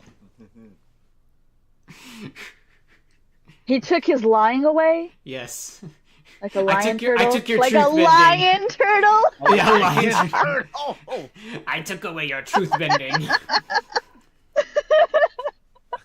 Okay. Continue. What did you do to me? Sorry, I'm a menace. Okay, what was I saying? That's a good question. So I do think this episode kind of gets a harsher rap than it necessarily deserves, because there's other like not super plot propelling episodes. But yeah, this one everyone is pretty unanimous, and we're not a fan. I think it was just Nickelodeon overplayed it in the reruns. Even then, it's not that bad. Yeah, if this is the Yeah, worst it's not episode bad, of your show, it's you've made a just- pretty good show. Right, exactly. And like to have, of all the episodes, to have like just a couple at most throwaway episodes and this to be one of them, and it's still a good episode. Like as far as TV goes, it's still a fine episode, just comparatively. Yeah. But Exactly. I do like how Aang decides that it's Aang and that Katara and Sokka, like what teams they're gonna go with. He peeped the dynamics and he's like, I know who I'm sending with. To further harp on that thing that I think has been mentioned about why did both Sokka and Katara immediately be like, oh, I'm on your side. Oh, of course you're right. Oh, you are the wronged party. Oh my gosh. Like to buy into that so quickly and so wholeheartedly without any skepticism. I think it does. I think it's kind of pointing out how like one side of a story does not give you a story, and how easy it is to buy into a narrative when you've only been presented with one side. And I think that does have a lot of parallels to the propaganda of the Fire Nation, or even just the day-to-day citizens of the Earth Kingdom and how they feel about many of the things going on in their life. So I think that that's a good point of, if you only know one side and you're so, especially when it confirms or reaffirms things that you already believe to be true, or that you leaning toward in terms of ideology. And you see that even in today's political climate, people are so quick to, oh my God, of course you're so brilliant. Oh my God, of course you're so right. When somebody is spouting something that could be completely and totally false, when it confirms an inherent bias that you already have. So I think that's kind of what they were getting at there. At least that's how I took it. I also really like to appreciate Avatar's character design. I think that they do a really good job of making all of their characters, even the like very minimal background characters who may not even have lines, very nuanced, very interesting, very diverse and dynamic. Like, for example, I think it might play into stereotype to have the prim and proper one, like, leader be a lady, but it's not. It's an old man. And then to have the gruff and dirty and rough and tumble one leader be a lady, like, I don't know. I just find that really nice. And I like the fact that Sokka was with, yeah, it makes sense because Sokka's very gruff and pragmatic. And Katara's a little bit more dainty and a little bit more posh in some ways. But I do think that that's really cool that you get Katara with the male leader and Sokka with the female leader. And I don't know, I just like all like those little different dynamics and how they play off of each other. And I think it's interesting how, I forget their names, but is it the Zhangs are the gruff ones? How the Zhangs are like, I know what you're thinking. You're thinking we're so awful. How dare we bring food? Like how they're already on the defensive. They're so used to being painted as the black sheep, as being painted as the bad guy, being demonized or villainized for just even like their physical attributes and the way that they present themselves and their style of dress, that they're already going to be like, hey, I know what you think. I know that you must think we're crap for doing this, but you have to understand XYZ, here's our reason. And then it kind of feeds into how I'm forgetting the names, but the prim guys, how they were like, oh, well, we know, of course, they were going to do it. So it's like both of them are reconfirming each other's stereotypes, not only for the other party, but for themselves. And so they're both justifying their bad behaviors by reaffirming those stereotypes for the other. And it's an interesting dynamic. I don't think it was super evil of Aang to lie about that game. But at the same time, I think that goes to show you how history can be rewritten. And we don't, after so much time, no one really knows what happened except for the story that's told. Like we often hear history is written by the winners, history books are written by the winners. And there's an element of truth to that. We don't know like the particular circumstances of so many things in history. We just know the version of it that we're told. For example, you see this later on when Aang is in the Fire Nation and he goes to that school and he's hearing about all that outlandish propaganda being taught in the school. And he's like, wait a minute, that's not true. That's not true. I was there. What the heck? And that's somebody who was there and lived it, able to be like, that is not correct. But when you don't have somebody who was actually there and can be a primary source on certain accounts, you just have multiple sides of the same story. And I mean, I experienced this myself. Growing up in America, there's plenty of bias and just discrepancies and inconsistencies littering our textbooks in history. And I was always very quick to be like, hey, that's not correct. Hey, that's not true. Hey, this is not, what this says is not actually the case. And I could only account for things that had to do with my own culture or my own religion, my own things that I was familiar in. But then that had me thinking, well, if these things that I know very well about, I can tell are wrong, what about all of the number of other things that I don't have a strong wealth of knowledge about to say and call out, this is wrong, this is wrong. So what else are they teaching us that complete and utter just balderdash, you know? So I just think that that's a really good framework that they're kind of setting up without harping on like Fire Nation, but it's a good means of setting up how propaganda and how he said, she said, and how there are so many different sides to a story, and depending on what sides are shown, informs what we believe to be the truth, quote unquote. So I think that that's a really interesting way that they did it in a non like serious setting. You get this silly little feud, but it's very important themes for the overarching story of the whole show. I will stop there because I will talk more, but I think that's enough to be said about the divide. All right. all that for the Let's Keep Flying episode. I have something to say about the divide. Yes. And that is that this episode starts with the divide between Sokka and Katara. And by the end of it, the Great Divide is literally the friends we made along the way. So I just want to point that out. Yes. I also like that part where Sokka and Katara are both like, look, I don't care about the stupid feud. Like, I just took their side because of XYZ. Yeah. And I like that they were just truly being petty and grumbly in the moment. But as soon as like push came to shove and shit was hitting the fan, they're like, nah, man, none of that matters. Obviously, I don't care. I was just being a butt. Like, let's focus on the real issue here. I'm with you that this episode gets more hate than I think it deserves. It's obviously weaker than Yeah. episodes like Jet and the Storm. Like, obviously, like we all know Yeah. it. I, But I don't I think- do right. too, but I do say people are. It's the big. I will circle back to what I said. It's certainly something you could skip. Yeah, this is the most skippable episode. Yeah, I and do I think that bickering did really get on my nerves through the episode. Yeah, but the thing I think that this episode does contribute, although it isn't necessary and other episodes do this better, is that it shows us how easy it is to get caught up in something you may not even necessarily believe. Yeah. Yes, And thank they're you. they're And something caught you up. don't fully understand. Yeah, and something you don't fully understand. So if these are grown-ass adults, entire tribes, caught up about some conflict that happened 100 years ago that no one even remembers, imagine how much harder it must be for characters like Zuko and May and Azula and Ty Lee, who have been raised their entire lives with everyone in their culture, not just a local tribe, everyone in their culture telling them that these things are right. Even Iroh used to believe these things, that might makes right, that the Fire Nation's doing the right thing by crushing these people. And I think this is kind of a microcosm of that, right? Like, look at these people who are willing to kill each other over a misunderstanding about some orb 100 years ago that no one clearly remembers and everyone has a different side of the story. Tribalism. Tribalism. How much more severe would it be if you took a baby and from birth indoctrinated them with the severity that the Fire Nation does, like purposefully, right? So I think that's the one thing that this episode contributes is look how easily Sokka and Katara got caught up in a feud that they just heard about. The conditions were just right for them. They needed food, they were separated from each other, and they were mad at each other. And it was so easy to exploit that to make them turn on each other. If it was that easy to make these two who would die for each other turn on each other, then how much easier is it for Ozai to pit Zuko and Azula against each other their entire lives?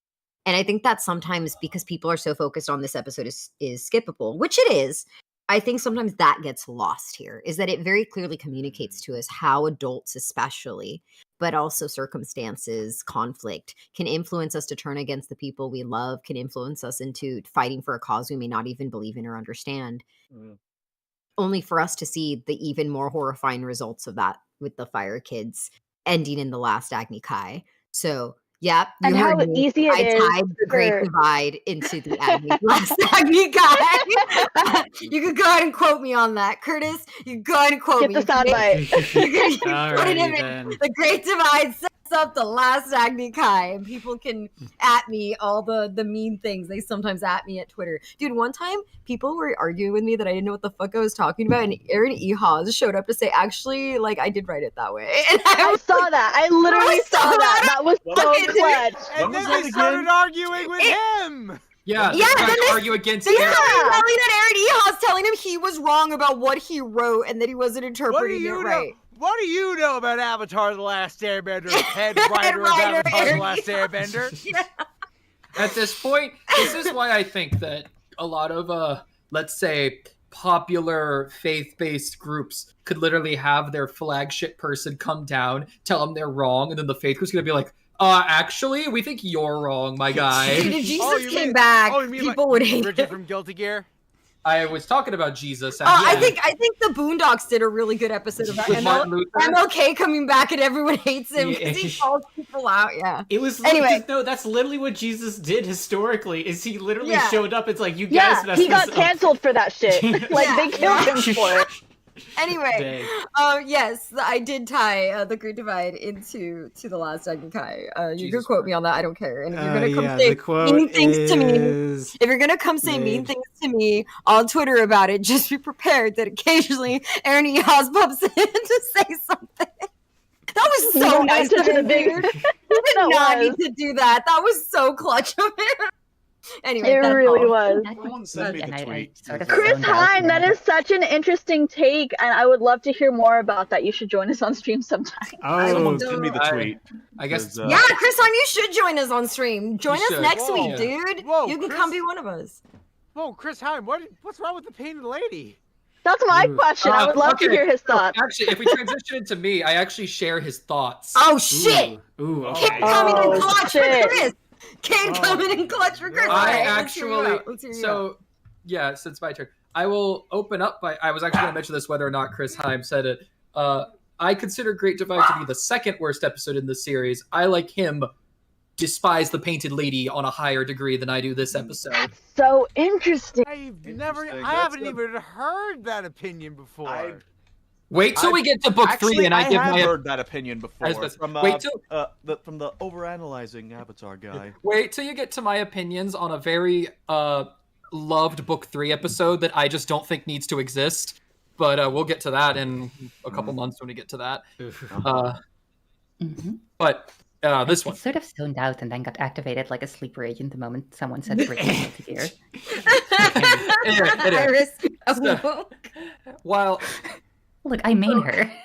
some of the reasons I will defend this episode over the Painted Lady is, for one, it's way earlier in the season, the stakes are way lower, and we're not on a time limit like we are in the Painted Lady. That is a problem in the Painted Lady. They are on a time limit. Two, I find the problems people take with this episode ultimately harmless in the grand scheme of things. Yes, Sokka and Katara are kind of too easily roped into the situation. As a kid, it kind of feels pretty on brand. Like, as a kid, you're like, yeah, I totally would be roped into a situation like that. Then you grow up as an adult, it's like, shouldn't I have been a bit more skeptical? But I think that's just something you can only really see in hindsight. That just goes to show kids aren't known yeah, exactly. for... So I'm agreeing with Lucia's point. Like, as a kid, it works.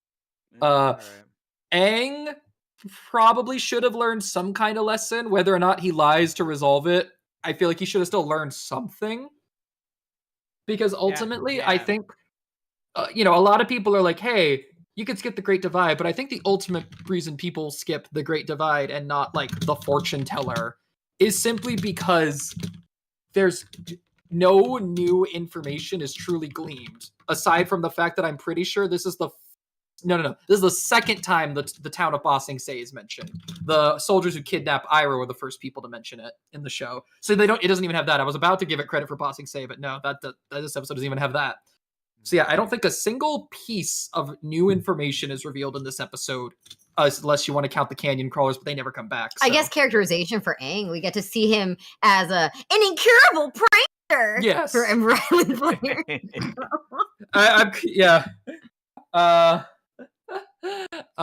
Let's see.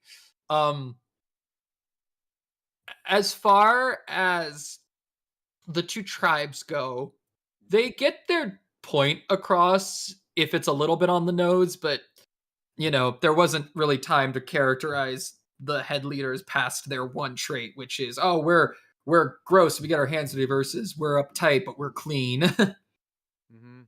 Interesting thing. When those two have their sword duel, you actually hear a variation of the Agni Kai theme going on, which Lucia and I caught, and I thought that was neat. Yeah, I kind of caught that. I knew that theme sounded familiar. It's like for 2 seconds, and then it's gone. You never hear it again.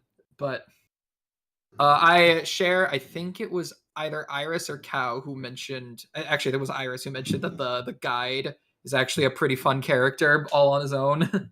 I mentioned that too, yeah. I do like the guide. I said, why shouldn't he should have been Aang's earthbending teacher, and then I remembered he broke both his arms. Why didn't this guy teach the Avatar? Oh, right. Boomy was like, That's exactly what happened in real time. Boomy's like, you need a teacher who listens and waits, like the Canyon Guide. And Aang's like, that. If Twitter is to be believed, we shouldn't have someone with broken arms in a fantasy setting. That's right. Disabled people can't be in a fantasy setting, according to Twitter. Actually, I will say they're going to have a problem when we get. Someone's trying to argue with me that Avatar doesn't count as fantasy. That too. Someone argued with me that Batman doesn't count. But anyway, flying and magic. All right, guys, hold on. Let me actually bring it back because I finally have something nice to say because I just thought of it. There is one thing this episode technically introduces by acknowledging it at all, and that is it introduces the fact that if you don't have your arms, that should mean you can't bend without them, which is a nice thing for Boomy to circumvent later when they're like, you can earthbend without your arms. Like, well, they didn't cover my face. Yeah, well, actually, is this the first time that we're made aware that a physical some sort of physical damage to the body can impact your ability to bend. Yes, because chi blocking is not a thing till book 2. Yeah. And I will mention another interesting bending thing. I think this is the only time this happens, but Katara is preparing a water whip, only for one of the canyon crawlers to literally just walk his ass right through it, and that just nullifies her attack. Yeah. And I'm like, huh, I didn't realize that. I guess if you're not good enough at water bending, that somebody just fucking with your water physically enough will just be like, oh, well, fuck me, I guess. It broke the surface tension. It just makes me think, like, somebody's charging up a water whip and you can just bitch slap the whip and go, no. And they're like, aw, well, now what am I going to do?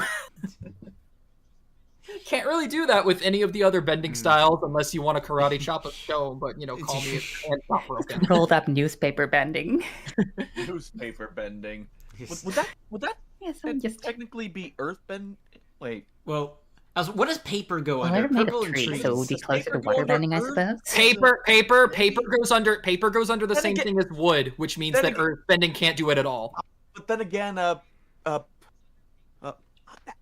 a good question. Where would wood fall under? We know where wood goes. Toph can't bend wood at all. Well, and we've seen in either Katara or Hama bend the water out of trees. Yeah. Yeah, but as far as wood itself goes, it's nothing. No element can bend it. If you Wow. like, That might be- if you freeze water inside of wood, then you could technically bend it. Because that's the same principle as guess. blood. What I about the actually have an bender? answer. I actually have an answer to this if anyone actually wants to know the real answer. Sure. I do. The paper bending or wood bending? The real answer is that wood is one of the Chinese elements, but metal is also a separate element. They're not using the Chinese elements, they're using the Japanese Godai. And the Japanese Godai are 5 elements: earth, water, fire, air, and void. There is no wood or metal there. So that's why they lumped metal into earth, and the only plant bending we see is vines with water in them. Because in the Japanese Godai, metal and wood are not their own elements. Void is the 5th element in the Japanese Godai, and that is probably what energy bending was supposed to be. Probably. So yeah, if you want to look it up, Godai. I'm not just making it up. Okay. That's the real answer. She's Anyway, not. I remember. back to your regularly scheduled shit posting about wood bending, though. Go ahead. Yeah. Alrighty then. I guess the last thing then is that I know you just joined us, Jacob, but any thoughts about the Great Divide while we're here before we move on?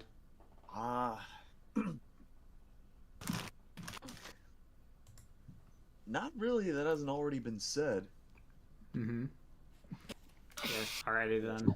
Well, if that is said, Sorry. I've been violated what? live on stream. I took a giant breath and opened my mouth, knowing Cade would copy it, right? So he was like, "What are you doing?" So he went and opened his mouth, and I shoved an eclair in his mouth. Like the whole ass eclair. It's a mini eclair. It's not so bad. So what I'm hearing is you've been blessed by an Yeah. Eclair and Lucia. Ungrateful. Ungrateful. Let's switch Grateful. I places. know how you didn't see Let's me switch palm- places. I palmed that eclair so good. Oh, by the way, Multi-Power, you're not a VA, just a fan. I'd like to talk to you guys sometime in the future. We'd love to do it sometime. And in case anybody else is curious, if anybody donates even the smallest bit to our Patreon, you do get to come into the Discord server. Mm-hmm. Yes. Oh, true.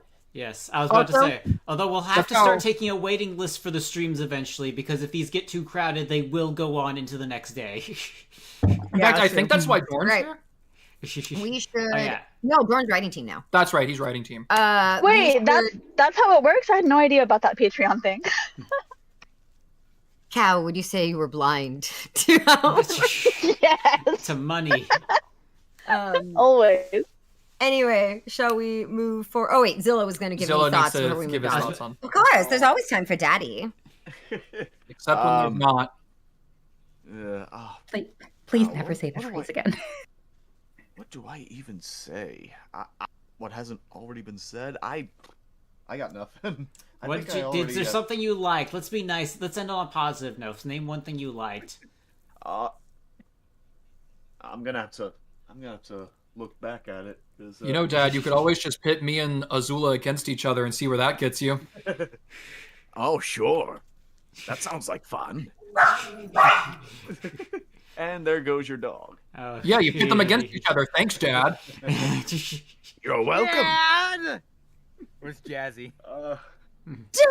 Yeah, we need Jazzy. Jazzy's probably busy watching her like terrible movie marathon right now, if I had to guess.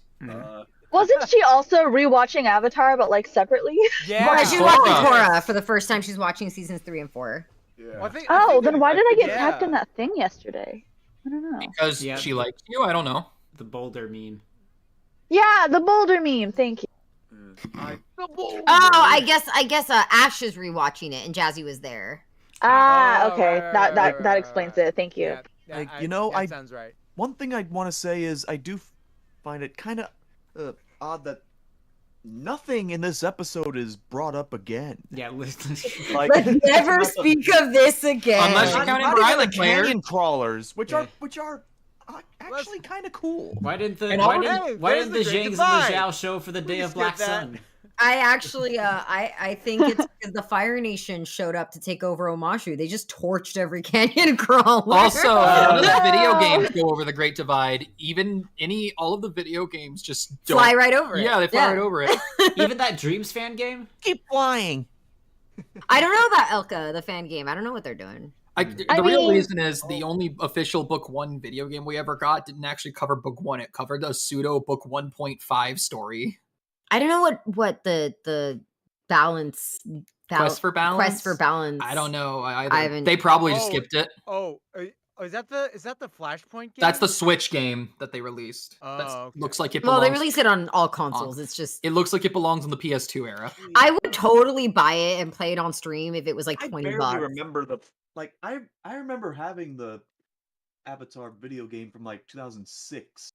I remember having that, and I didn't get past the first thing. I actually have all. I actually had beat no all idea the how it official worked. THQ Avatar True games. story, the Avatar games is the only place where May's dad is ever shown to be a firebender. Yes, actually. Dang. Yeah. Oh, really? Yeah. Wait, what? Interesting. I don't know if this is a spoiler, but for one of the scripts that I wrote for our Book 4 Air project, there is a mention of the Great Divide. So do Yeah, with that knowledge yeah, there if you is. will. Yeah, there is. I've been thinking about it this whole stream. Also, So fun am fact. I. Also, wait, fun wait, fact. Ukano? Ukano's Yeah, May's dad. May's dad is a boss fight in one of the video games, and he's a firebender in it. He's the boss fight of the Omashu level in Yeah. Book 2. I mean, you'd think he'd have used it in as part of the new Osai Society. Yeah, so here's the funny thing. The continuity about whether he's a bender or a non-bender is inconsistent. Oh, okay. I think they just forget. It's like whether Suki's he's- eye color. It's up to interpretation. So yeah. Oops. last All fun fact Ukano. about the video games while we're on here. The main villain of the very first Avatar game is basically an evil version of what Satoru would come to be later. Spoilers for Satoru. What? The villain of the first Avatar game that covers Book 1.5 is an evil engineer that creates machines that can do bending for non-benders. Oh yeah, Oh. right. And then Satoru's the good version because Yeah, balance. even though he makes like somewhat a bigger version of the same problem, but he's nice about it though. All right, so shall we continue on to the storm? Alrighty. See what I Yes, posted let's do it. in the chat. Oh yeah. Yes, and it's cursed. What if I Burning replace? Azula, ladies and gentlemen. Wait, what happened in I the knew they chat? were doing a I don't reboot see of anything in the Avatar, chat. but I wasn't What happened? expecting. Hold on, curse stuff, and I'm missing out on it. What is it? It's in the Discord the call Discord chat. Oh. Oh, hold on. What if I took the book 4 or the book 1 water banner and I replaced it with the Azula image? Oh, Do it, God. do it. Do it. Okay. I live for the shit Hang, post. hang on a sec. I gotta do it. Do You guys have to stall The for me edible while I shit. swap this out. Talk about something interesting. Oh, I got That should be the something. thumbnail for tomorrow's Dishonored stream. Hang out with Iroh once, and this is the And result. this is what happened. I like how every time Azula does an Iroh impression, it's always Zuko, drink tea and get fat like me. Like every single time on screen. Like that's all she thinks Iroh said to Zuko. I still for like 30 the fact years. that for the first one, I've had Zuko like momentarily forget it's Azula he's talking to. Okay, here's an interesting thought. So Zuko grew up watching the play Love Amongst the Dragons, right? Right. It was Ursa's favorite play. Mhm. We also know that the Ember Island players used to perform it every year. And they butchered it. Okay, here's my question for you. We know the Ember Island players will engage in propaganda pieces because they did the episode from the Ember Island players. Giant The Boy in propaganda the piece. Iceberg, yeah. We also know that Sozin buried the true culture and did a bunch of revisionist shit, right? Mhm. How do we know the version of Love Amongst the Dragons that Zuko grew up watching is the real version and not a propaganda version, and the real version has been lost because of Sozin? That's the neat thing. You don't. I like how he was just ready for that. That was perfect. I just imagine it was like, oh, dude, we had a what if scenario that was great the other day when the other servers where somebody was like, what if someone went to Ozai, like a spirit went to Ozai in prison and said, I'm going to take you back in time to the moment you chose power over your family so you could make different choices. What would happen? And then Cade, doing his best impression of you that he could, Zilla, was like, perfect. Oh, Iroh has left Ba Sing Se in disgrace. This is the moment where I saw I could seize the throne, and I chose the throne over my family. Clearly, I should be more crafty about how I ask about the throne. Clearly, I went for too soon. He's like, I gotta let Dad grieve a little. Like, he learned nothing. He learned absolutely nothing. He thinks he could just do it better this time. He's going for the new game run, new game plus. Yeah, and then we were laughing about, like, what are the things I he would can. do?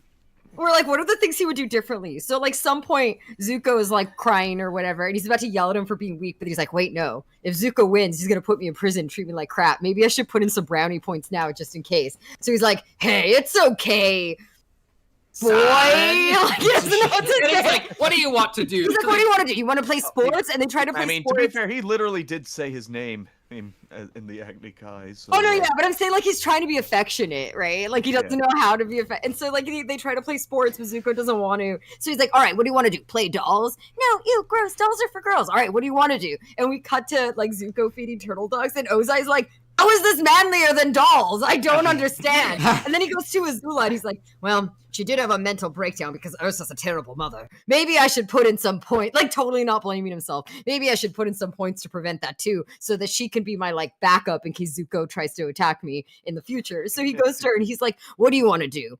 Play dolls?" And she's like, "Ew, no, I don't like dolls." He's like, "Oh, you don't like dolls either. What do you like?" And then cut to Ozai and Azula both throwing bread at turtle ducks.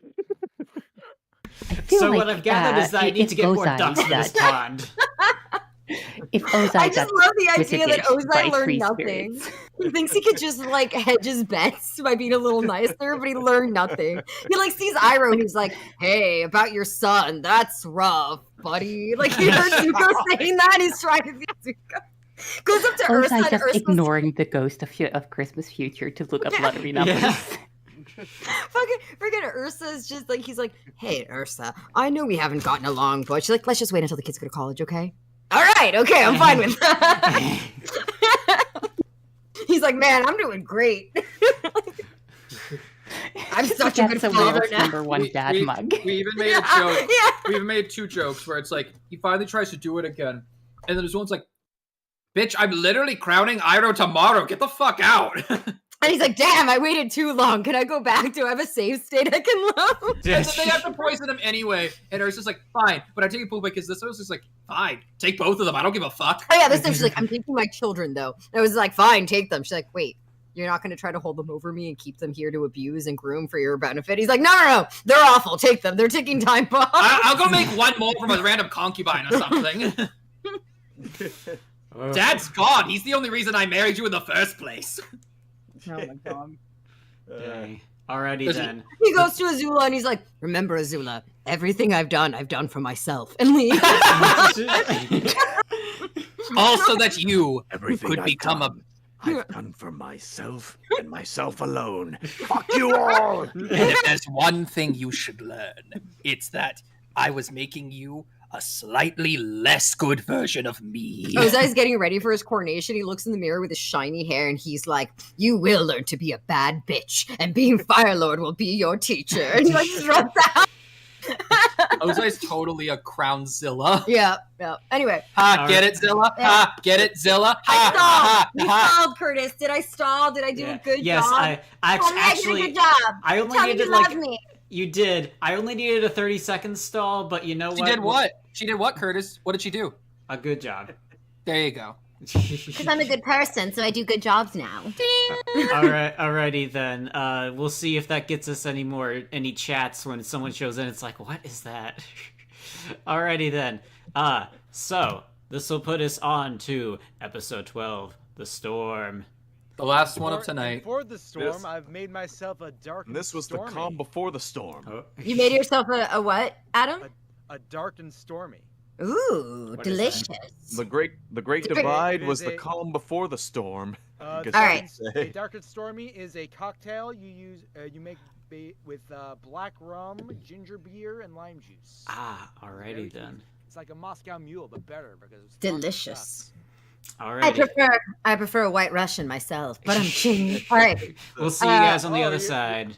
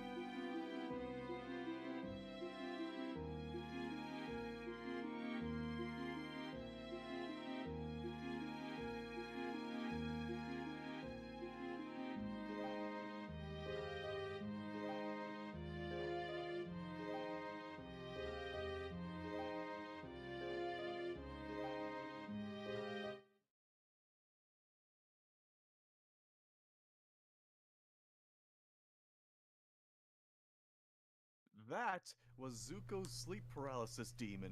What? Zuko's sleep paralysis demon. Is his dad? More Dang. like sleep paralysis demon. That's just Um, a question. Does Zuko have an actual sleep paralysis demon, or does he sometimes wake up, sees his dad staring at him, and just is too frozen by fear to move? Equally valid interpretation, I guess. I'm gonna go because my brain is full of mush. But this was so fun. Thank you guys. Oh, okay. Have a good one. Bye. Thank you, Cal. You take I care. could eke out like some semblance of a thought, but I think everyone else is gonna have much more insightful Alright. discourse. I love you. You're gonna Oh. look, I listen, love you. I finished this dark and stormy. I'm on a cloud right now. I will say I Storm like the cloud. old couple. Like I think they're a perfect match for each other. I'm going with you. I'm Bickering staying old married here. couple. And then on the other hand, you get the exactly. I love actually- how low key the old man is for like the lines he gets, like "Thank you for saving my life, Avatar." Except he's like, "Thanks for saving my life, Avatar." I'm He's going great. to QA stuff for the new episode soon. It looks like some stuff's been posted. So I really want to get out quickly. This is clearly the weakest episode of Avatar. No one ever calls it their favorite. Yeah, Nobody who likes cares about it. the storm, It's right? it's a messy Worst case storm The, of an episode episode. the of most Avatar. skippable episode. No, dude. Obviously, this is like one of the top tier episodes of the entire series. Gives us great parallels between our hero and our primary antagonist for this season, right? And I think it's really interesting that Zuko's backstory is kind of like a hero's backstory, while Aang's backstory is way more selfish. Like Zuko did something Yeah. selfless and got punished. Aang did Yeah. something selfish and got punished. Yeah. So, you know, The Also, the I will fact duality. say I think it's great how there's like a willingness to understand will breach like the greatest divide. So like for example the ship captain or lieutenant, how he was so hateful of Zuko and like oh my gosh, but then once he starts to understand his side of the story, where he comes from, and there's a willingness to understand what he's going through, he starts to see him in a different light and realizes like okay, this is the actual situation. And I I think the know- same thing goes for Aang. I think so often people are putting him on this pedestal or condemning him for running away from the conflict.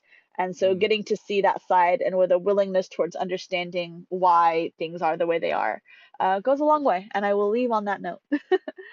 thank you for Thank coming, you so Cow. It's much for always your lovely to company have and your you. insight. Good night, Cal. It was So, lovely to hang so out. something I want to say is I know a lot of people really like the change in the live action. There's Zuko rescued the 41st, and the 41st Division are the ones that are his crew members. Personally, I do not like that change. I know that's unpopular, but the reason I don't like it is that one, Ozai's punishment is so much more cruel here. He didn't give him a crew or a ship, like he just kicked him out. It was Iroh that provided the crew. Two, because in the way it's framed here, Zuko's being the worst. He's running around telling the crew their lives don't matter, only his goals. He's gonna force them into certain death, even when they're protesting and telling him no. He's gonna make them do it. He's being awful. Iroh then presents to the crew additional information about what made Zuko the way he is and what happened the last time he stood up for men. And he doesn't tell the crew how to feel about it. And in this situation, the crew, especially G, are the audience surrogate, right? We are learning all of this through G, who's hearing it from Iroh. Iroh doesn't tell G, you should respect Zuko and he's your guy and he's the best. He just tells G this context and allows G to come to his own conclusions about Zuko. And in that way, the audience is also challenged to think about it. Like, you're seeing Zuko be terrible, but think about the conditions Zuko came from, and therefore, by extension, the Fire Nation. And we're conditioned to challenge our own thinking about good versus evil there, and how much more complicated the situation is. By making the 41st just be the guys that Zuko rescued, and Iroh flat out saying you owe him your lives, it takes all of that moral ambiguity and interesting, challenging questions out. It's just saying, nah, Zuko's always been the goodest boy, and you better love him. And I personally think that does such a disservice to the whole interesting challenge. Also, being compelled or forced to have loyalty for this person because you owe them versus them earning your loyalty through their actions. Yeah, Right. yeah. It's all. I will leave now though for sure because I will stay forever. Okay. Good night, everyone. Goodbye again.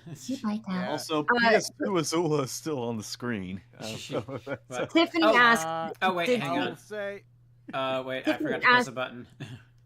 Tiffany asked, did Team Avatar ever learn how Zuko was scarred? No, they didn't, and we know this for a fact, because if they did, Ozai would be dead. Let's be real. Sokka and Katara are Yeah. not air nomads. They don't have to follow the no-kill rule. They would have Yeah. showed up in that prison, do- and they would have ended it right Yeah. there. I do like how this episode starts with Zuko saying, "I don't care about the safety of the men," and then the whole story is about a story where he very deeply cared about the safety of a group of men. And by contrast, Aang's story was he ran away and got caught in a storm, and here Aang is refusing to run away and charges into a storm. Well, You know, I'm just saying it's a also parallel. I like how Aang's initial reaction to hearing someone else say, "You abandoned us, you ran away." His initial reaction was to run away again. Yeah. Oh dang. I think this episode does present a point where we can throw the live action adaptation about, and that is seeing all of these minor characters, specifically the crew lieutenant, who I think you said was named G, and all of the non-Gyatso like air elders. Like they, through casting and through, I'm assuming, costuming and makeup, just managed to get really good visual lookalikes for all of those. And that is honestly pretty impressive. Mhm. I heard somebody say something pretty funny, that they were like, why did they take away Zhao's mutton chops and give them all to G? Which I thought was really funny. I also thought it was weird how they made G so much younger. And Well, it's because they made them the 41st Division, which are all That's new true. recruits. In the Oh. original, they were all old veterans. they're all Iroh's old men. Yeah. Iroh's old war buddies. Yeah, who had kind of lost favor. That's why a lot of them don't have top knots, because they've kind of lost favor in the Fire Nation. That's why they were willing to Don't have leave. top knots. Yeah, because they're no longer favored in the Fire Nation, so to speak. So they've kind of left, right? Right. But I do like how, even if you haven't read the gray canon area Zuko prequel that Dave Robin wrote, this episode and still Alison Wilgus. and wrote it thank you for reminding me about her.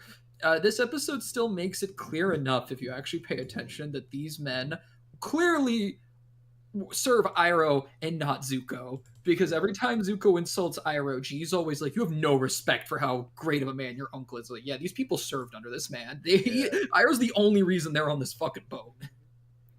Dang. Yeah. Iroh's the only reason they're going alone. Yeah. I like that will the say prequel manga had it yeah. be that Iroh's the reason they had the crew and Azula's the reason they have the ship, because that just contextualizes the Oh. two dragons being Iroh and Azula all the All more. yeah. Anyway, sorry, Adam, you were gonna say? Yeah.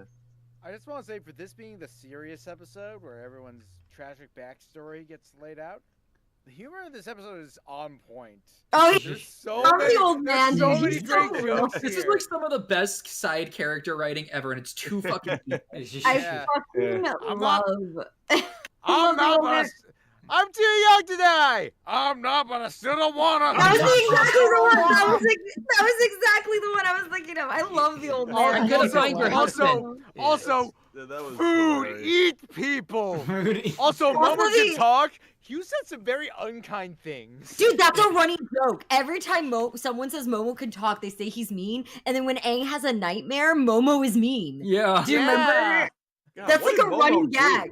Apparently, Momo's mean. I don't know. Momo's Momo's an apparently- asshole. No, wait, I know why. It's because Aang had the melon and he gave most of it to Appa in the Great Divide and only a little bit to Momo. So Momo did the whole No, Momo will there we remember go. this. Oh, I also know. Yeah. Momo follows Chihuahua rules. Oh, it's the concentrated anger. Yeah. Mm. I was gonna say, it's also funny where it's like, I'm gonna find your husband. I'm going with you. I'm staying right here. Oh yeah, I love that. Yeah. Too. Staying here. Mhm. The All old couple are MVP this episode. Yeah. Okay. Yeah. Hang on a sec. I'm going to recenter it. We kind of got Hunger Fish Games of ain't me. discussion. Zilla, your specific thoughts. My specific thoughts are what? No, that- sorry, not Lucia. Sorry. You can go first. You can go if you want, Lucia. Sorry, you go ahead, Zilla. I thought you said Azula. You Azula. did. Go ahead. Okay, but okay. So first of all, this is the first time we hear Ozai speak, It is, yes. as played by Noob Saibot. What? What? You know, shadowy. That's a joke. Oh. Shadowy. A reference. Oh, I thought because you Mark can't Hamill, see him. I didn't Yeah. think Mark Hamill voiced Noob Saibot. No, he didn't. I was just It's a thinking. joke. It's a joke how he's cast in shadow like Noob Saibot. Yeah. Yeah. It's okay. I got he's the all- reference. he's all We got dark the and- reference over here. We're Mortal Kombat We're your fans. kids. We got it. We got it, Anyway, Daddy. I get anyway, it now. yeah, I know who Noob Saibot is. Yeah, yeah. But, yeah, that was just a reference to Mhm. Anyway, the so yeah, first time we hear Ozai speak, played by Mark Hamill. And no, Mark Hamill never played Noob Saibot. What? Although that is an idea. Ooh. Although that is an idea right there. But yeah. Anyway, you know, one line I really love is like, well, I mean, people are going on about how Aang gives people hope, but Iroh's like the Avatar gives Zuko hope. Like hope that he can go home, and Like- Yeah. I think that's a really powerful line. Mhm. Is it? I mean, Like- this Like it episode's gives all him about- hope too in his own way. Yeah. So this episode's all about parallels. Yeah.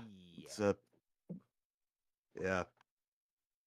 Like, and you know how in the beginning of the episode, and even before that, how Zuko was as like, we're finding the Avatar no matter what the cost, even if it costs you your lives.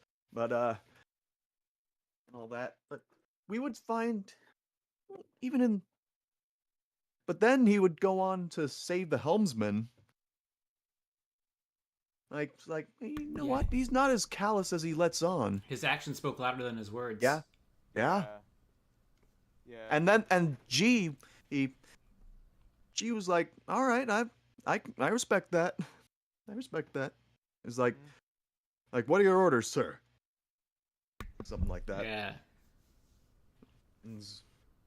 Yeah, Zuko realized trying to get him in this environment would be foolish. So, Do you think the reason they showed Ozai for the first time here is because they also show Gyatso, and so they're showing the difference in relationship between Aang's father figure, who is now a distant, hazy memory for him, and Zuko's relationship with his father, who is kind of a distant, hazy memory for him because he hasn't seen him in 3 years. yeah. Mm. I think that might be the reason. That's an interesting question. Especially since Although Iceberg, not counting Aang's, only hasn't seen him for like probably a couple like weeks in his like memory time. But he's like Yeah. gone, Yeah. right? Yeah. although Ozai was technically seen in the well, episode 8, I believe. It was just as he was roaring out fire. Yeah, but Oh, Zuko that's right. himself hasn't Oh, yeah. seen him for And that 3 one, years. like that. But It's something that I understand why the live action couldn't have done that with. I mean, they paid Daniel Day Kim to be there. They didn't want him to be obscured in shadow. I get it, but I really wish that they had given him a better like entrance. I feel like they could have given him more presence because the show does such a good job of building up his presence. You know. yeah, like the show builds him up. The animated show builds him up big time. Yeah. Also, first shot of Iroh lightning bending. Yes, Yep. the very Yeah. first True. shot of And lightning it's, bending. and it plays as a joke. Yeah, Oh, it yeah. is. It's all It is. played at the end.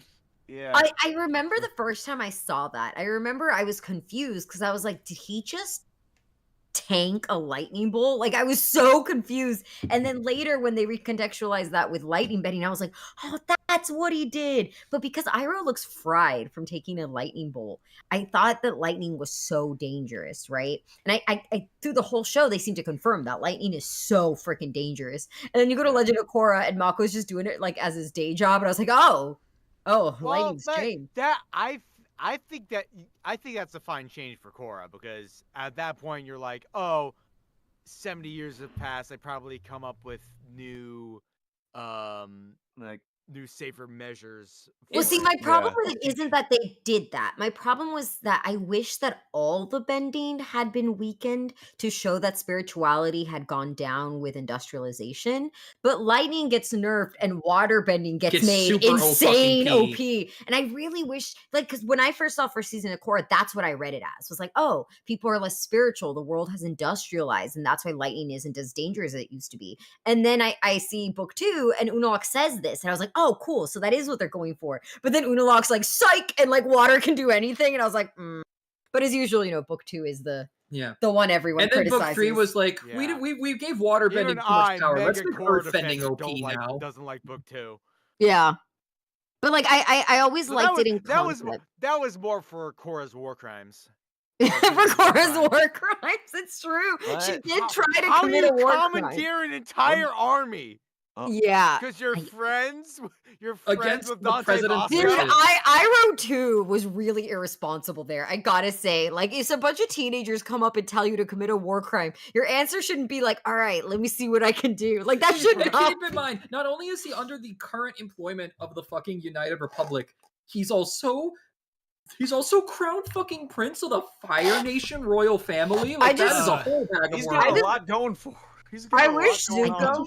I wish Zuko had like sat him down and been like, "Boy, you almost committed war crimes because the waterbender told you to, huh?" And almost dragged like at least 2 different nations into war. Yeah, he's like, "Listen, Been there before. yeah, relatable."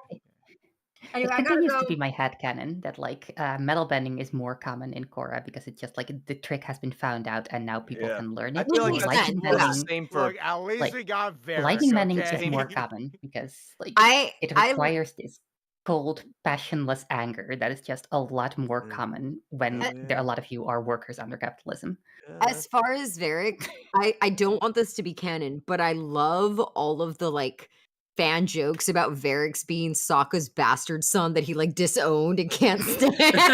Like they're just really funny to me. To imagine Sokka being like, "You're my worst invention, Varric." Anyway, I gotta go. I have to go QA stuff for the next episode. All right. And I'm stealing Cade with me. I'm sorry. That's all right. Have a good steal.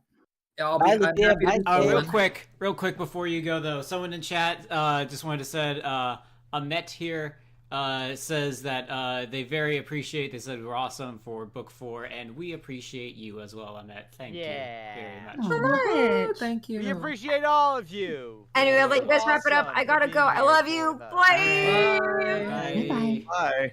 Bye. Alrighty then. Iris, Oh gosh. Yeah, I just had that whole. you're on the clock here. You get 60 seconds. Okay.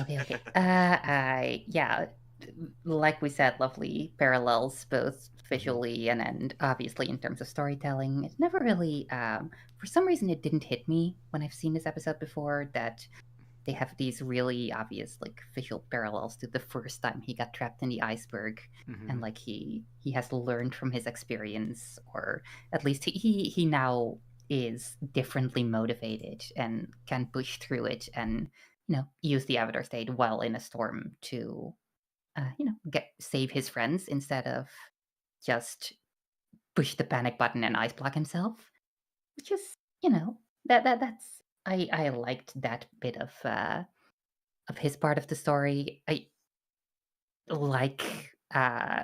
think everyone and their mom who has watched this show, the most juicy bits are in many ways in Zuko's parts of the story. Although it is really nice to see it fleshed out for Aang's side, because you do finally get his full backstory and just how isolated he is, how how it just like creates an environment where he would run away. It's obviously bad for the world, but also he is 12 and he has just been told that he has all of this responsibility, and it's just, man, He was scared. It's like okay, yeah, no, that everyone is right in saying that yes, the world needs this right now, but also that kid is just scared. Yeah, they very much blame him. didn't treat him as a person. They only saw him as his utility Yeah. for the avatar, Yeah. which I think is really Yeah. interesting. That's And we also get to Which, see again, how him being hard the to avatar blame also them for. directly made everything in his life worse than it was before.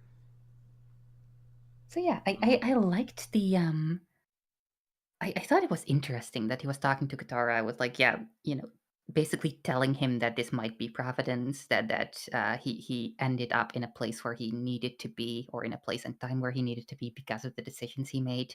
And it's kind of unclear if this is her hope spiel or if this is like her just kind of telling, grasping at straws, telling Aang whatever she thinks he needs to hear right then to just like be all right for right now, because man, this kid has been through a lot. And I kind of like the ambiguity there, especially because it is, like Lucia said before, it's like Aang making one wrong decision and it's sort of placing him in this fortuitous-ish spot where he has, like two helpful friends to bring him on this journey, and right now he's on the right track. Like whatever came before, whatever the cost was, he's here now.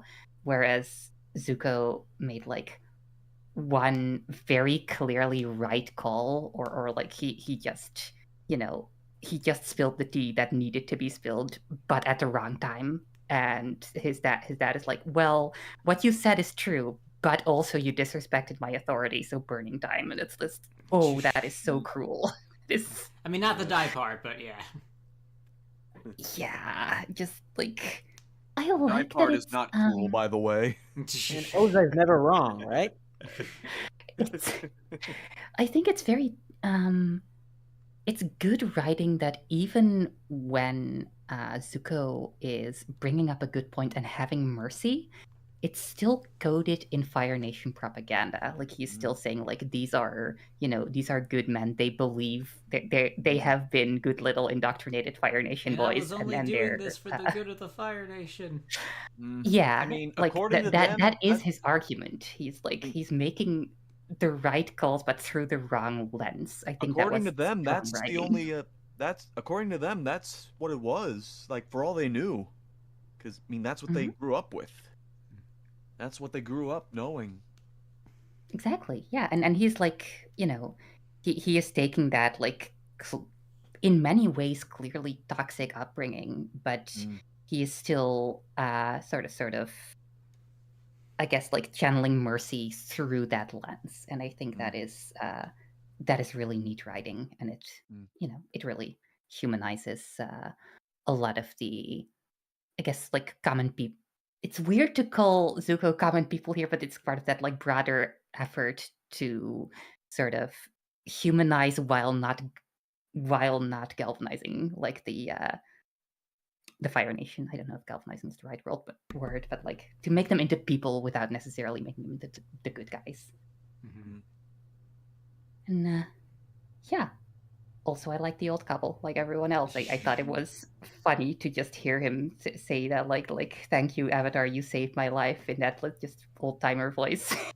It's so casually. All right, Dorn. Yeah. Hello.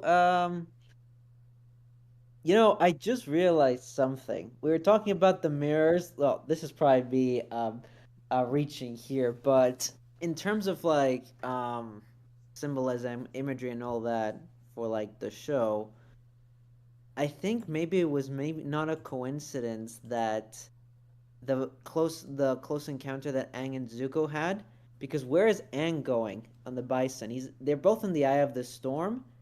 Aang is climbing up where the sun is shining, to I guess supposedly give hope to the world, while Zuko is still all the way down there on the boat, sort of like grounded in reality and his circumstances, but probably aspiring to also ascend there by going home, or at the very least what he thinks is like the right thing.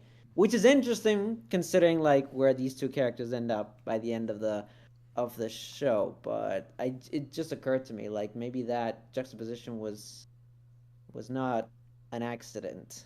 Hmm. And he should have also said, "It's over, Zuko. I have the high ground." No, we won't go down that rabbit hole today. Appa is just portable high ground. Yes, we won't go down that. Yeah, I don't want to go down that rabbit hole. But not today anyway. I'm already really tired too. But no, and yeah, the journeys it's also good. Like explaining like such a short amount of time their the backstories of these two characters who in a way too mirror their journeys quite a bit, especially with like responsibility and oh man, I always feel bad for like for in that flashback for Zuko, and then also feel bad for Aang, like being robbed of the childhood that yes said he needs, but it's always sad. And yes, I still prefer freaking freaking Aang just running away than what they did in Natla. Like I know like they're trying to be different with Natla, but it's a lot more powerful because then there is a reason like why the fisherman at first was so mean to Aang, saying like you ran away, and it's like that survivor. Yeah. Yeah, they saw. It seemed like they saw this one guy. It's like, oh, this is one side character from the storm. This is the thing that everyone loves. Everyone specifically loves this fisherman, talking about how the Avatar ran away and yelling at him. Yeah, people really So, they underestimate didn't Sidecat. commit to it, right? Oh, dear. Sorry, what? No, They people really didn't commit to underestimate. it either. Oh, sorry. Yours, but yeah, your turn. No, your turn. sorry. I was didn't mean to- asking Iris. Yeah, actually. Oh, yeah, they like rewrote it to have there be a different context for him running away, but then all of the other characters still talk to him like he did the thing he did in the animation film or the animation series. This is what is this? It's over. Zuko, I have the high ground. Zuko, you underestimate power. Zuko proceeds to get Star Wars as a verb. Okay. What have I done? Ah. It's a shame Kate left. I'm sure you would have liked this one. Okay. But nah, I'm just trying to articulate my last thoughts. Yeah, and also, yeah, this. I do kind of. It's kind of what Zilla, what you were saying, that it's very true that yeah, episode 8 we did have that shadow Ozai, and it's interesting because like at the beginning of the episode where Aang has like that weird ass dream of all his friends flying and they're having such fun, there is a really brief moment after he gets into the storm again, lightning flashes, and then there's the shadowy figure of Ozai. So it's almost interesting, like Aang is picturing in a way how was I supposed to be because of what people are saying, like yeah, he's the Fire Lord, he's this evil like dude. So I kind of do wonder. Was that them like? Oh, actually, you might. Sorry, go ahead. You might have said what I was gonna say. I just wondering that in a way he kind of like had this image of Ozai, and I wonder kind of what Aang was thinking when he actually encounters Ozai in the flesh. He's like, oh, where did all those shadows go? I thought you just absorbed all light. I thought you were gonna have red eyes or something. Okay. No, I know it's a silly little thought, I know, but it is interesting. And then of course for Zuko, that he probably maybe has that shadowy recollection of his own father, even though he had that brief recollection of when he was a child also in this episode, and then probably what he was thinking when he was face to face with his dad again after like 3 years of exile in shame. And yeah, I also do appreciate I do think it is better written. Kind of like what Lithia was saying. Oops, sorry. How Lithia was saying that here compared to Natla, it's like, yeah, Zuko is an asshole to his crew. And we shouldn't excuse his behavior. And Ira is not excusing Zuko's behavior. He's like, listen, you guys, this is the deal with my nephew, and then you guys, do with He's that. just giving context as to why he's being like that. Yeah, and it's perfect because it's not like forcing us to think a certain way or about Zuko or like treat him as such, but it's kind of like, oh, like no wonder he's like that, but not saying, oh, he's forgiven now. and in a way that's better because then what does he do when the storm thing hits his ship? Like he saved the Houseman. That was a nice little redemptive moment. Yeah. Like y'all said that. Like Yeah, G and General Lieutenant G, he again showing more respect for him in that moment. Mm-hmm. yeah. So it's Like a valuable lesson. it's Yeah. like Show don't tell. awaiting his order, awaiting Zuko's order. Mm-hmm. Yeah. Exactly. It's like I'm actually still I like the 41st Division thing that they changed in ATLA, but yeah, like I do feel like I think it works on its own. Yeah, it's not because the idea of Zuko's crew being like again, if we take the prequel manga out of the show, the idea of the 41st Division being Zuko's like crew is a good idea. It's just simply its execution within the show itself of how they use it to shortcut some things. yeah. Oh, for sure. And then also this is like hearing Ozai speak again like for the first time in the show, I'm like, yeah, that is Ozai.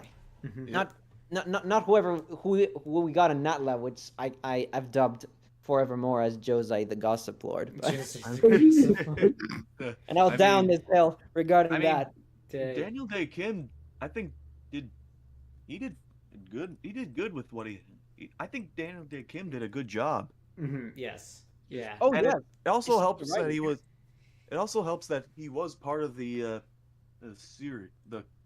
He did have some roles in both Avatar: The Last Airbender, and The Legend of Korra. Yeah, I just feel like it's the reason why I mentioned that. Yeah, the reason why I mentioned that is because the way they portrayed it in ATLA, it's kind of like they're almost making it seem that Ozai is like almost regretful for crisping Zuko, and I'm like, what? Well, in this flashback, even though it is a flashback from my recollection, it's like, no, Ozai just did it because he's right, therefore you're wrong, and yeah, you just respected him, even though Zuko's saying sorry, I disrespected you, and showing him respect. So it's kind of like that. I think is a great show, like to tell us that this Ozai guy is probably not a good parent. And yeah, it is actually really interesting the juxtaposition with him and Gyatso. But I do feel like Daniel Day Kim is a great casting choice for Ozai. But like, and I feel like there were some scenes in the live action that I was like, man, I know true Ozai is simmering underneath that skin of his. I just don't see it, and it just killed me so much watching these scenes. I was like, whatever problem you have with that, it's not his fault. It's not. Yeah. Oh, definitely. It's just that. Yeah, But you hurt knowing what could have been. Yeah. And watching this episode again, I was like, yeah, that's right. That is Ozai. Like, seriously, guys. He's not meant to be a good guy. Like, don't make it seem that he's someone was joking in some like earlier this week that that it was directed by Ozai himself brought to life. Like, gotta make me look nicer. Yeah, no. You know what? We should probably that would be funny if we did a skit and you were in it doing like because that honestly would be something funny. No, I just want to see. Yes. That little tear. That single tear that really sells it. That would really sell it. Sells also, the like emotion. Also in that thing you scene do with where the you peasants, your like face and moisture comes out of your eye.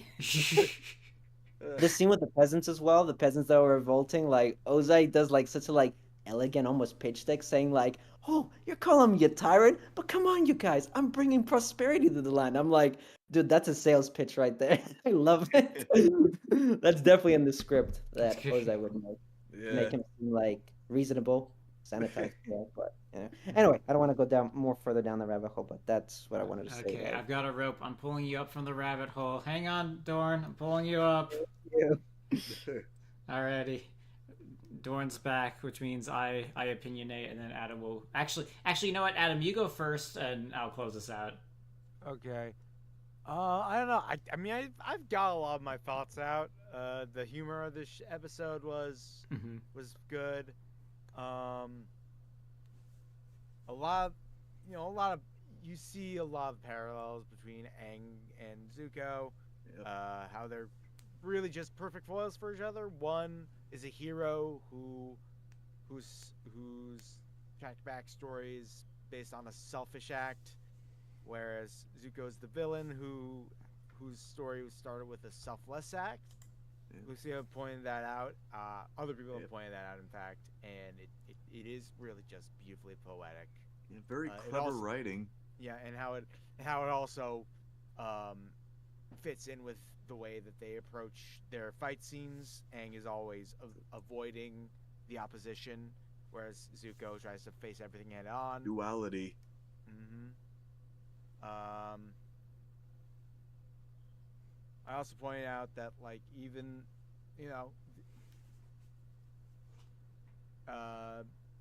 Aang is still not over his tendency to avoid a situation, because once the fisherman says to him, "You abandoned the world," and he hears Katara defending him. Aang is the bravest person I know. He would never abandon anyone. And he just flees in shame. It's so... Oh yeah, even with someone standing up for him. Yeah, because he feels it's a lie. He doesn't. He's like, Katara's defending me, but she shouldn't. I am in the wrong. He Dang. Yeah, and it does, and it takes her to point out, hey, you can't dwell on that, because if you didn't do that, you probably would have been killed. And you were put here for a reason. And maybe that was just her trying to rationalize it, but it's what he needed to hear in the moment. And technically, she was right. You probably would have been killed along with the other airbenders. And also, I pointed out with Zuko, starts the episode saying he doesn't care for the safety. We learn that he is big. Inciting incident is him caring for other people, trying to think of other people's safety. And, that convinces the crew, okay, he's just trying, and it shows him, last time he did something like that, he got his face burned and was banished from his home. So, yeah, he would have kind of a callous reaction to doing this, to caring about others again. But then when push comes to shove, he's still that same person who cares about other people. He has the opportunity to get the Avatar, his one thing he needs to do to restore his honor and come back home, and he's like, no, the safety of these men is more important. And he literally, and this is the first, maybe I'm not sure if this is, I wasn't here the whole rewatch, but this is one of the first times Zuko shows gratitude towards his uncle and apologizes for not listening to him. Aside from maybe in the third episode, yeah, he helps him out, but he doesn't really.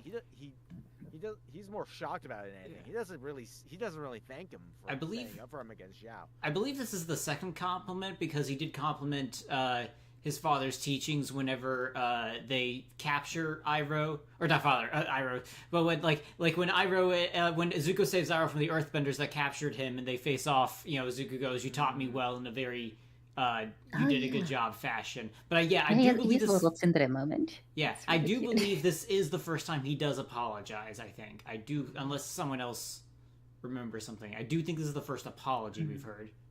Right. I think so. Right. I think so too. I need to go soon. I had one thing that is not at all important to the episode itself, but there was a little moment where Gyatso comes in to check on Aang and saying hey, I'm not gonna let him take you away from me, and Aang is already gone, and that just made me think some terrible early internet watcher brain in me. That he did that. Yeah, some terrible CinemaSins brain part of me went hey, wait, how did you know about the parts you weren't there for? Oh yeah, that's more so for us, I guess. Yeah. So clearly 0 out of 10. A terrible show in continuity. BBC abridged Vegeta. How'd you Let's know start about the how'd you know about the parts you weren't there for? And then Blows up Frieza the just planet. transforms, or just powers up or whatever. Wait. Yeah.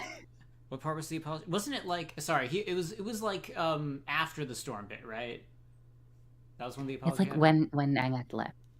But Okay, yeah. I'm very sorry. I need to go a little bit early because Okay. Well, I mean, it's literally gonna be like 2 more minutes. I'm gonna go too since we're almost over. Alrighty then, yeah, because I was about to say everyone's pretty much said all the last thing I have to mention that hasn't been covered by everyone else is the fact that I didn't remember that Aang, that sort of personal thing of Aang leaving because like they were literally gonna take away, because I believe didn't they play that the airbenders got taken out shortly after this, or was that from Natla? I couldn't remember if that was the case. Could you say that again? Because I know in Natla, the airbenders were taken out right after he left. I forget. Is that also the same in show canon? It's never shown. Yeah. Okay. It's unclear. I don't think it's ever shown when exactly they took them out. Okay, because it would be interesting if an alternate timeline of Aang stays and he and Gyatso actually end up leaving, but I'm guessing they maybe wouldn't have lasted very long. Yeah, it would have. So it would. I mean, it would have been when Sozin's comet arrived. Mm-hmm. Whenever the timeline does that. Alrighty then. Oh, hey Ryoma. Hey Ryoma. Ryoma, you're just in time for the end. Oh, okay. Well, I was just here to just eavesdrop. So anyway. Okay. Tell us one good thing about the storm, and then we'll end it off. It's one of my favorite episodes. I wish I had something more to say from memory, but all right.